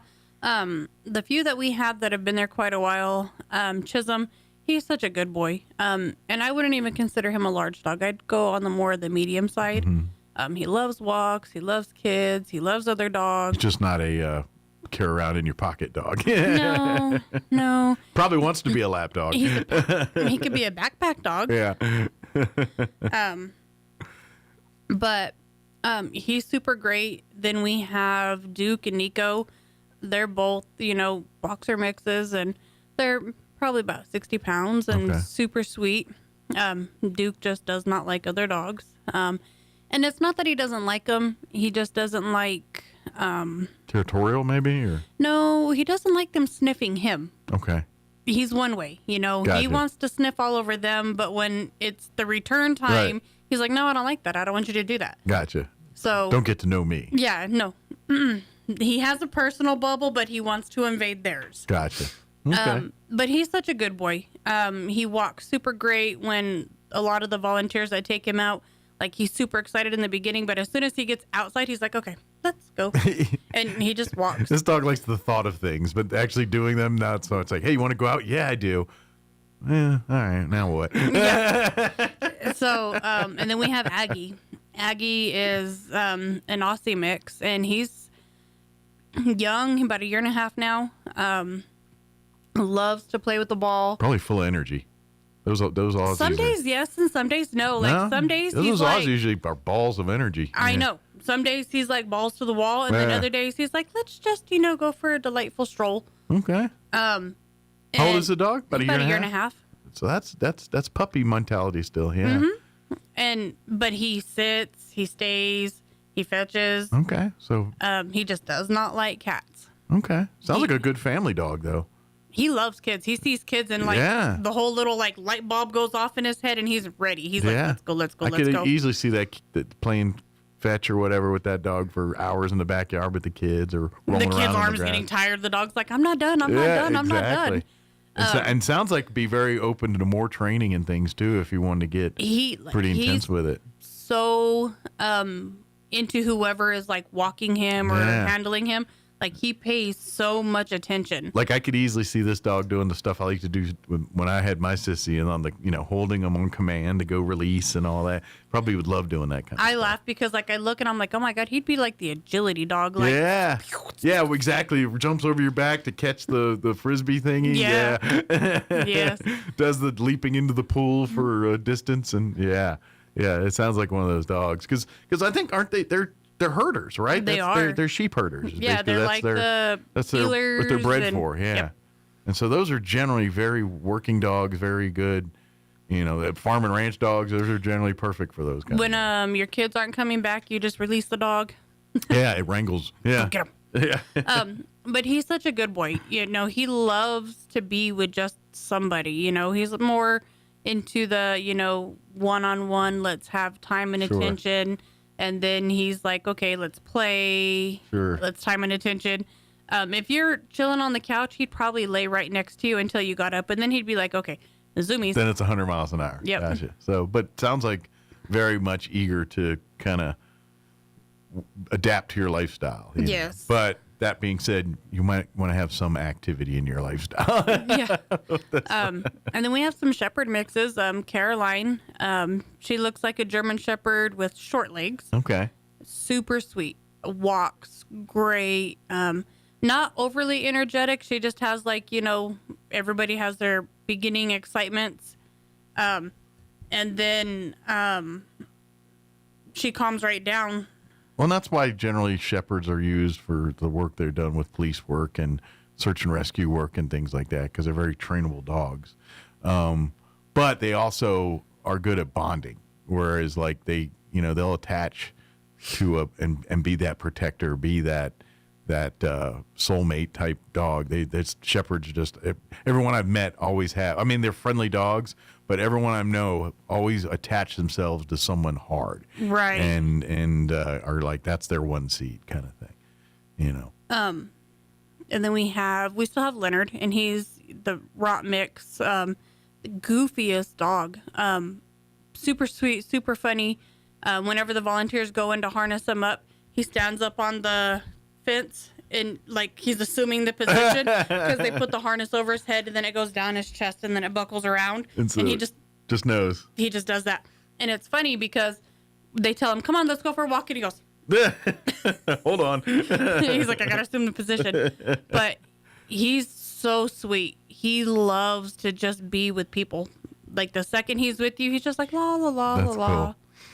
Well, and that's generally like when you see that's like a sign. Like when a dog, walking in, it does the opposite. That's kind of that sign that's saying, I do, when they're that eager and they're that alert and attentive to know, okay, when I do this, that means that means they're really into what's going to happen. And he loves to play with the ball. We have a couple of volunteers that have one of the long leads, so that way they can't, because we don't have any open areas that's fenced in for them to go off leash. Can't just turn them loose. So they have the really long leads, and so they'll throw the ball probably the length of the lead, and then he'll run for it and he'll bring it back, and then she'll throw it again. And he loves it. He probably could do that for hours and not get bored. He's just a good boy. Yeah. So again, another great family dog. And so, and now that the weather's getting nicer, if you're looking for pretty soon it's going to be too hot for all of this because our weather's kicking into gear way early. Yeah, but now's good time to come down to the kennel and and see some of these dogs and meet them and hopefully make them permanent family members here. Yes. And then also while you're there, you could swing over to the thrift store. Yeah. Today's new Wednesday day. Oh, that's right. It is. That's right, because it's a Wednesday. Normally we do these on Thursdays. Yeah. Today's new stuff day. Yes, the new 10 stuff o'clock day. club will be, they're probably starting to meticulate now here, matter of factly. Today, what they're going to do, since the weather is off and on, warm, cold, they're going to do all sweaters, hoodies, and cardigans are going to be all half off today. Okay. So save on, which I got to be honest, where I'm at in my life, I'm like wearing that kind of stuff all year now. You know what I mean? Even at home in the summer, I'm in a hoodie. You know?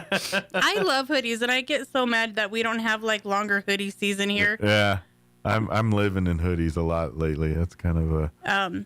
They have a few shelving units, the plastic ones that you put together yourself. Yeah. They have a few of those. They have a really nice toddler crib, more like crib than toddler bed, and then I guess they go into like a little. So day it's a bed. kind of a adjustable where you can start as a crib and work it up to a toddler bed. And it's got a brand new mattress with it. Okay. Very nice. She's got a few flat screen TVs, some lamps, some really cool looking lamps. I know lamps aren't as popular as they used to be. Ain't nothing wrong with some great lamps. Because I hate fluorescent lights. I hate overhead lights. I'm a lamp guy, you know. And I'm the one, why is there a lamp in every room? Flip the light. But then I'm also the one who left the light on, running around Well, shutting if them all I'm off. looking for things, I want those lights. But if I'm like in the room to chill, I want a lamp. Oh, see, I'm just like, shut the dark. Anybody looking to travel, Sean? They have some suitcases. Okay. Quite a bit of suitcases. A really nice pet section, like pet clothing, costumes, and some harnesses. Petco gave us quite a bit of stuff. I gotta be honest, when it comes to luggage, buying brand new is a mistake. It's expensive. Well, and that's just it. Your luggage gets beat up, no matter how hard you want to make it.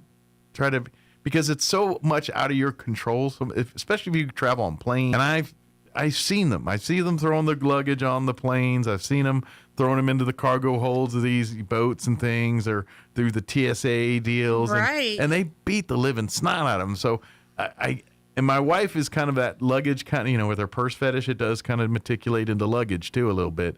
And she'll be buying this high-end luggage. I'm like, it's going to get beat up and look like dog crap the second time you use this stuff. Yep.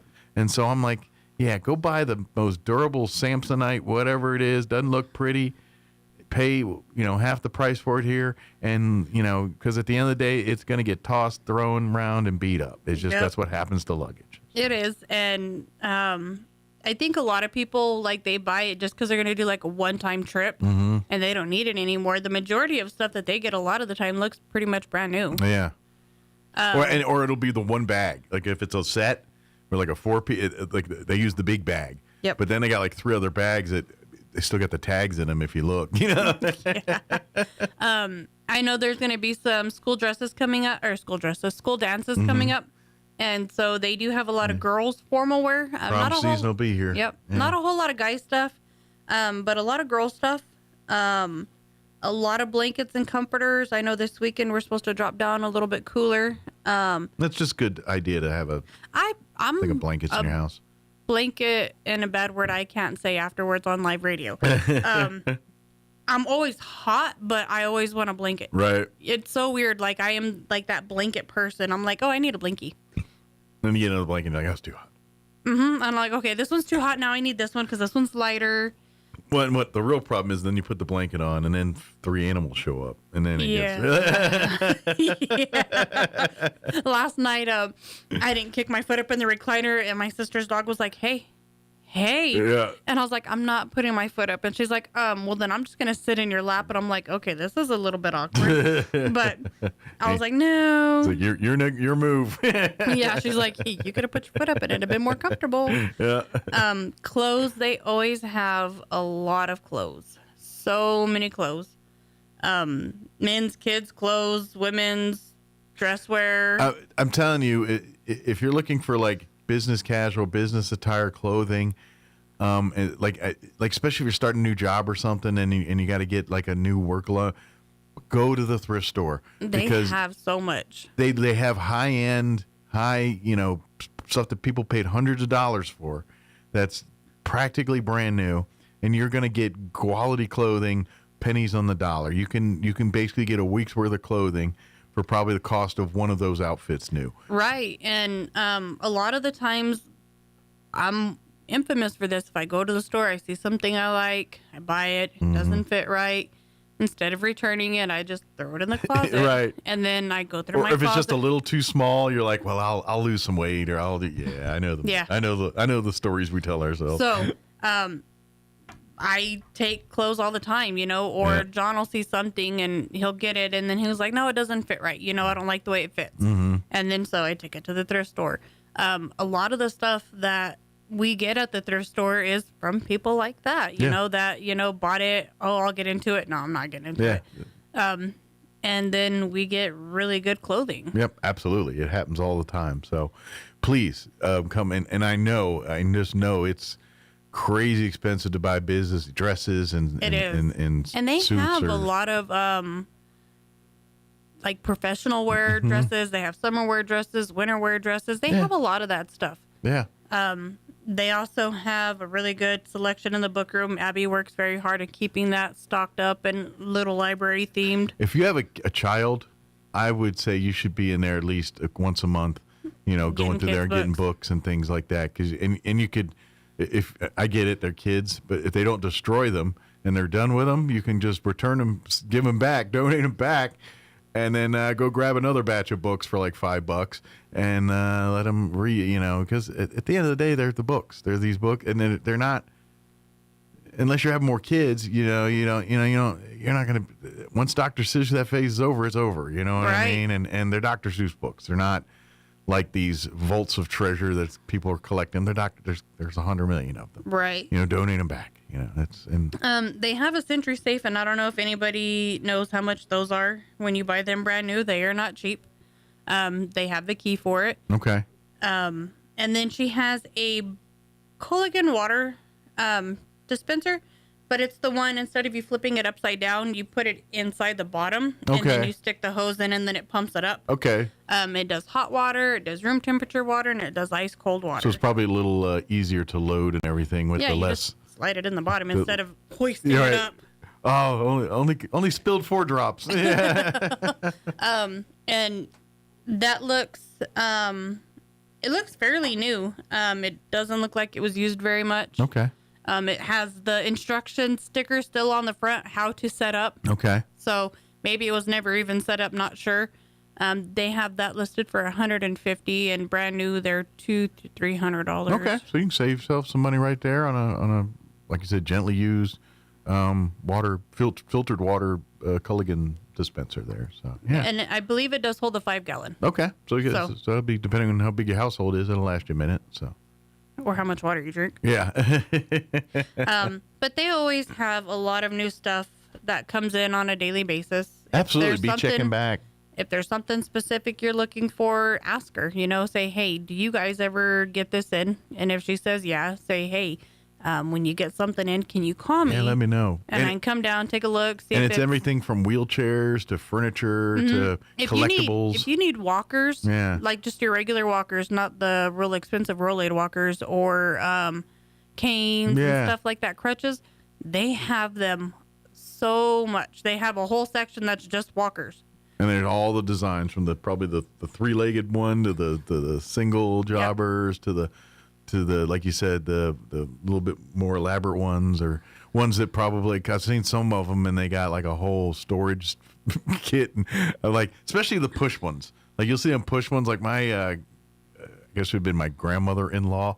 She had one, and boy howdy, she had her whole life in that thing. It was like, from remotes to phone to because they make like the walker bags where you put stuff in the front, the little pockets. Yeah. And then they have the lift up seat, and they have the little basket underneath it where you could store stuff. Yeah. And plus it's like a chair when it's not, I was like, I ain't gonna lie. That looks kind of fun. Kind of handy.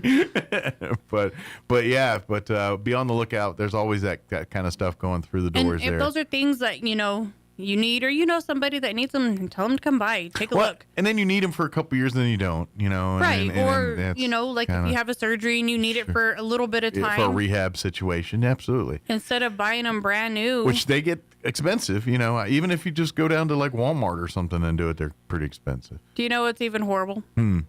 I bought my knee scooter. Not even a week after I had my surgery, guess what got donated? Oh, a scooter? A knee scooter. I was like, really? Missed it by this much there. Yep. But and then conversely too, if you've got stuff you'd like to donate, call ahead on most of it, especially if it's bigger items that require taking up space, furniture, things like that. We would love to take it off your hands. Sometimes it's a good time. Sometimes it just depends on how full the storage room is. And they'll come and pick it up and set up the range for delivery or pick up and things like that. Yeah, if you need it picked up, just tell them, hey, would you be able to pick it up? Yeah. They do pickups on Tuesdays if Camille has full staff. Sure. And space and everything else. If Wednesdays or through Saturdays aren't a good day for you, she does do Tuesdays. So when you call down there, just ask for Camille and say I need to schedule a pickup. But they do a good job working with you. They're appreciative of all that stuff. But and obviously the drop off donations and things. If it doesn't, don't put it. If it's not in the bin, then don't leave it out there. We do ask that, you know, if you're going to leave donations, do it during business hours, not after hours, because a lot of the times when it's after hours, it does not make it to the store. People rummage through, and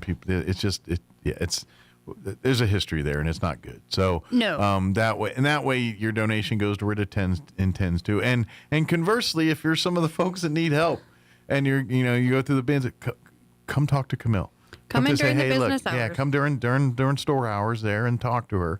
More than likely, she'll give you what you need, help you out here, and at the most she'll ask for is, hey, if you got time, come back later and help clean some kennels, or come fill some litter boxes. Come help me hang some clothes. Yeah, or organize my bookshelf or something. Yeah, whatever. Yeah. That's kind of what if anybody has met Camille and talked to Camille for any length of time, they will know she has a heart of gold and would do anything to help anybody. Yeah, and this is something it's kind of been a long-standing thing that you guys have with other thrift stores around town. If they have residents or folks that have special needs, they'll come and shop there, and vice versa. If you run into someone with some needs, they'll send them over to or send them to their way. Right. And it's just an unwritten rule that kind of happens there. And so if you are in need, work with the system. And there's these folks that literally they just help people every day. And it's if you talk to people, just come in there and say, hey, I really am down my luck. I need some clothes. Can you help me out? Yeah, I'll work. I'll do whatever you need me to do, and talk to her. She'll work with you. Don't feel ashamed, because everybody's had hard times. Absolutely, and that's what it's all about, and helping out. And same thing with the taking care of these pets. If you have the ability to make donations, great. Food, the dry dog food, or the canned foods, the cat food. Stay away from the red dye, the red 5 or whatever it is. Dye. Just if you look at any of the food packages, the majority of them have a display of what the food looks like. Yeah. If it has just the slightest tinge of red or any kind of red, we try to avoid that, because we look at their feces to see, if they have blood in their stools and stuff like that, and the food discolors the dye discolors their stools, and get some false indications, and plus it's generally just not healthy for the pet just like for us. So, red dye is not good for us. So if you do like a safe bet is always the pedigree chicken. That's usually a pretty, and it's pretty cost effective. It's not the most expensive out there, and you get it's quality that's 45, 50-pound bag of food. Yeah. Quality that's not bougie, because nowadays it's easy. It's like you could get bougie real quick. It's like Michelin star food for a dog. I'm like, all right, I get eating healthy, but come on now, I ain't eating Michelin star. I'm eating top ramen. Right. I eat top ramen so my dog can have Michelin star. Right. We're having hot dogs. The dog's having steak tartare. Right. What are you doing for Valentine's Day? My dog's having filet mignon. Right. But if you want to know, like, if there are things that you have around the house that you want to know if it's donatable, we have a wish list on our website. Absolutely. Used towels, blankets, sheets, washcloths. We use all of that when we bathe the dogs.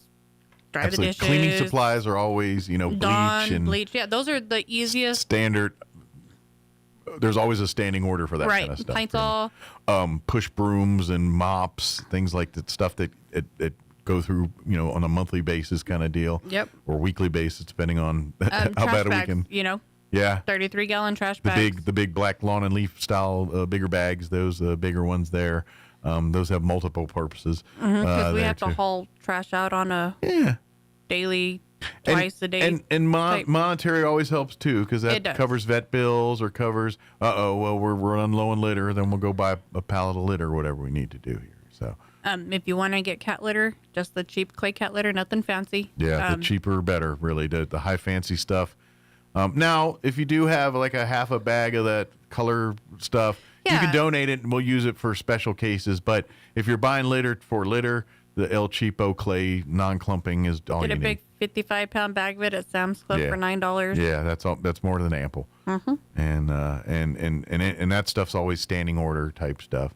If you do donate chew toys and things, please be a little more careful on that one. Like any of that rawhide stuff and all that, just steer clear of that. It's all choking hazard. We try to stick to the Kong brand because so far it's been pretty reliable.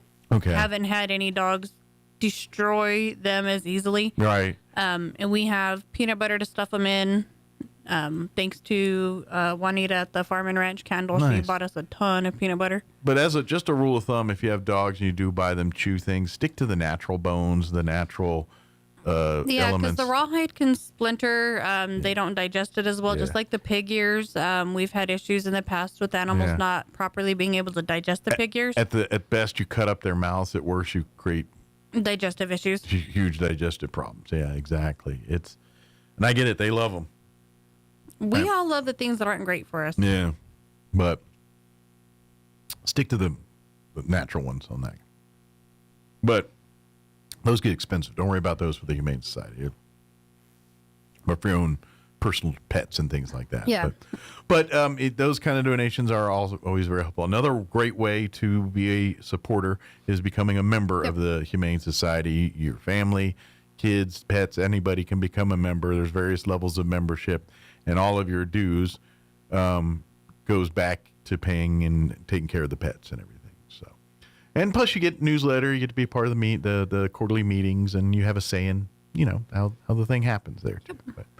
But it is a great way to support. And it does. And we send out featured pets. Things going on at the thrift store, highlighting volunteers, highlighting employees. So just kind of letting you know what's going on a little bit more of a personal note with the kennels and the thrift store. Plus, you get to find you get a lot of the cool stories and I highly recommend you like and follow the Humane Society's Facebook page. Yes. Because all the time you'll see, obviously you'll see pets all the time looking for homes and things, but a lot of times you'll be like, oh, remember Lucky? Or, remember this pet? And now you see them with their family a year later and they're doing great. Yeah, we love when you adopt a pet and you send us like fun updates. Yeah. Ricket, which used to be Charlie.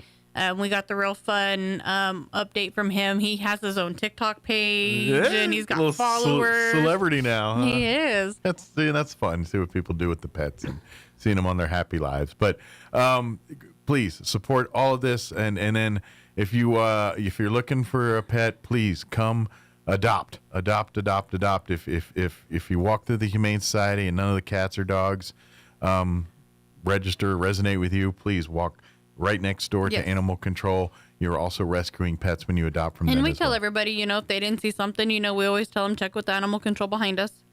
We share a parking lot, and it's convenient for everybody. Absolutely. And please note that obviously there's requirements for pets. They're going to inspect homes and things for dogs and fenced-in yards, et cetera, But also note, regardless of where you live, a pet that leaves either Animal Control or the Humane Society will be sent to a vet for spay or neuter and will be microchipped. That's just the law. It's city ordinance. Even if you don't live in the city, that because you're adopting from a city facility or a facility within city limits, you have to abide by city ordinance. Yes. So that is the rule. So you can argue that 9 ways to Sunday with them. You're not going to win. It's That's how it goes. Is there anything we missed? No, I think we're good. Good deal. Come shop. Come save. Yes. Come donate. Come support. That's a great way if you can't have a pet in your home, then come support the thrift store. Come volunteer. It's a great way to support and till you get into a situation in life where you can bring a pet into your home. Yes. Good deal. Well, thank you, ma'am. Thank you. See you in a couple weeks. We'll see you next time. It is 9:52. Let's pause for news and a quick break before they kick me off the radio. Don't go away. You're listening to Mornings with Mike Winters. With SRN News, I'm Rich Thomason in Washington. Braving fierce winter weather, rescue crews continue the search for 9 backcountry skiers missing near Lake Tahoe, California.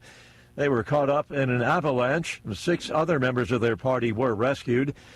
Police in the Nancy Guthrie investigation say DNA from a glove that was found 2 miles from the Guthrie home did not match anything in the National Criminal DNA database. Political unrest has turned deadly in France. A young man has been beaten to death. 11 people are under arrest. An 18-year-old Georgia man is under arrest after allegedly approaching the U.S. Capitol with a loaded shotgun. Capitol Police say that he was wearing a tactical vest, had a Kevlar helmet, and a gas mask in his car. On Wall Street, the Dow is up 266 points, NASDAQ ahead 287. More details, srnnews.com. It's time for the Chaves County Sports Report. Well, it's not the kind of note that you like to finish the regular season on. The Goddard Rockets boys basketball team played at Artesia last night, and Artesia wins 62-24. You know, Goddard only lost by 8 to the same team at home just a couple weeks ago, so this was kind of a surprise. Goddard finishes 11-14 and 2-4 for the regular season. They'll be playing at Portales Tuesday night in the district tournament. Meanwhile, the Lady Rockets lose at Artesia. This was part of a girls-boys doubleheader. Final score 57-41. Goddard 13-12 overall, 1-5 in district. They'll play at top-seeded Portales on Tuesday night.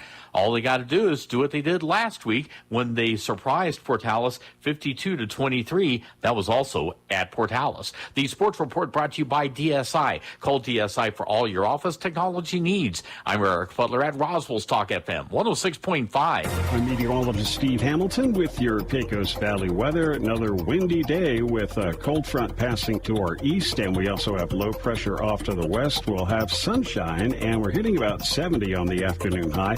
Wind gusting to about 40 miles an hour. Watch out for some blowing dust across the roadways. It'll be clear for the overnight hours, upper 30s and still windy, and then not as windy on Thursday, sunny and mid-60s. That's your latest forecast. I'm meteorologist Steve Hamilton. With the Wall Street Business Report, I'm Rich Thomason. Inflation in the UK has fallen to a 10-month low, largely on the back of lower food and gas prices. The downward move has reinforced expectations among analysts that the Bank of England will cut interest rates next month. Germany-based pharmaceutical and biotech giant Bayer has agreed to a proposed $7.25 billion deal, settling thousands of U.S. lawsuits that blame the popular weed killer Roundup for causing cancer. The proposed settlement is being filed in court in St. Louis. Bayer purchased Monsanto, the original manufacturer of Roundup, in 2018. Regulators in California say that Tesla has stopped misleading drivers about the safety of its cars and trucks, and so California will not suspend Tesla's license to sell vehicles in the state. For the Wall Street Business Report, I'm Rich Thomason. Hey Roswell, it's tax season, and your friends at Roswell Ford have an offer you're gonna love. We don't need your tax refund. Really? Correct. I'm not kidding. Don't wait for your tax refund. Right now, at Roswell Ford, you can buy a new Ford with 0 down and no payments for 90 days. Still making payments on your current car, truck, or SUV? Roswell Ford will do whatever it takes to get you released, even if you owe thousands more than your trade is worth, so you can get massive savings on a great selection of new Fords and quality pre-owned vehicles. Worried your credit is not getting any love? Roswell Ford has partnered with more aggressive lenders that will push to approve your credit with great rates and terms. Even if your credit is less than perfect, Roswell Ford makes buying a new or quality pre-owned vehicle fast, fun, and easy. So don't wait for your tax refund. Get huge American-made savings right now. Get on board at Roswell Ford, 821 North Main Street in beautiful Roswell. Call 575-623-3673 or online at roswellford.com. Interest accrues from date of sale, subject to lender approval. Offers not combined on select vehicles. At Acatio Family Practice, Pediatrics, and OMED Spa, our team is here for you. Nancy Walker, Fallon Moody, and Tialana Watts are family nurse practitioners offering expert care in family practice, pediatrics, women's health, and aesthetics. Nancy also provides advanced hormone therapy for men and women, including hormone pellet implants that help patients feel their best. Plus, meet Brittany Harrell, our skilled nurse injector, offering a full range of aesthetic procedures to help you look and feel confident. Same-day and walk-in patients are always welcome.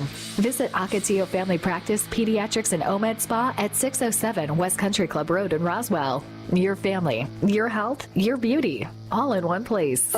David was in big trouble with the IRS. At first, I didn't owe that much, but after this year, it was out of control. Then David called Get a Tax Lawyer. Right away, they were like, oh yeah, looks like you're qualified to save. Get a Tax Lawyer went to work. Should have called way sooner. Get a Tax Lawyer has helped thousands like David fight the IRS and get a fresh start. Call 800-745-3070. That's 800-745-3070. If Ernest Hemingway was alive today, would he say this to you? Shakespeare, Mark Twain, Edgar Allan Poe, all great writers. And after reading your book, I simply must add you to the list. Wait, you don't have a book yet. So make a free call to Page Publishing. Turn your book idea into publishing gold. 800-215-6818. 800-215-6818. That's 800-215-6818. Here's a Mornings with Mike Winters fun fact. More than 50% of Americans fall asleep on their sides. That's way better than falling asleep on someone else's side. Here's Mike Winters. And good morning. It is closing in on 10 o'clock. That's about going to do it for us. Thank you so much for allowing us to be a part of your day. If you missed any part of the show, you can always go back and check it out at your leisure. Just log on to ksvptv.com, click on the Mornings with Mike Winters channel, and you'll find all of our videos there. We replayed our interview with Superintendent Brian Luck from the Roswell Independent School District, and then we had Pastor Troy